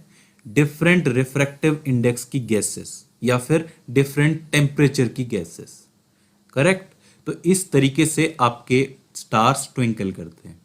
तो एक बड़ा फेमस क्वेश्चन है जो इसी के अंदर पूछा जाता है, इसी के साथ पूछा जाता है कि अगर तारे किस तरीके से ट्विंकल करते हैं और प्लैनेट्स ट्विंकल क्यों नहीं करते, यानी कि प्लैनेट भी तो दूर होते हैं हमसे, वो क्यों नहीं ट्विंकल करते। तो देखिए इसका जवाब ये है कि जितना ज़्यादा तारे दूर होते हैं उतना ज़्यादा प्लैनेट दूर नहीं है। प्लैनेट तारों के हिसाब से काफ़ी पास है। अब अगर प्लैनेट पास है तो वो हमें तारों के हिसाब से थोड़े क्लियर और बड़े नज़र आते हैं, राइट। पॉइंट साइज नज़र नहीं आते हैं। तो इस प्लैनेट में से आने वाली जितनी भी लाइट रेज हैं वो डायरेक्टली आपकी आंखों में पड़ती हैं। करेक्ट। तो इसकी वजह से आपको जो प्लैनेट है वो क्लियर नज़र आता है। तारे की तरह नहीं है, तारा तो पॉइंट साइज दिखता है। अब अगर हम लोग ये मान लें कि प्लैनेट का हर एक हिस्सा एक छोटा सा पॉइंट साइज है, मतलब प्लैनेट को भी कई हिस्सों में हम लोग तोड़ लें, तो हर एक हिस्से में से आने वाली जो लाइट है वो भी सारी आकर के मिल जाएंगी, फिर हमारी आंखों में जाएंगी। तो इससे हमें क्लियर ही नजर आएगा। तो वो जो प्लैनेट है वो आपको ट्विंकल करता हुआ तो नजर नहीं आएगा, इसी वजह से नहीं आता है। तारे इसलिए आते हैं क्योंकि पॉइंट साइज है, उसमें से निकलने वाली जो लाइट है वो अलग अलग रिफ्रैक्टिव इंडेक्स से आती है, जबकि प्लैनेट क्लियर दिखते हैं, उसकी लाइट रे उतना ज़्यादा फ्लक्चुएट नहीं करती है, राइट। इस वजह से प्लैनेट ट्विंकल नहीं करते। एक और फिनोमिना है जो हमें देखने को मिलता है एटमॉस्फेरिक रिफ्रैक्शन के अंदर है, वो है advance sunrise and delayed sunset. यानी कि पहले सनराइज दिखता है और बाद में भी दिखता है, सूरज डूबने के बाद भी दिखता है।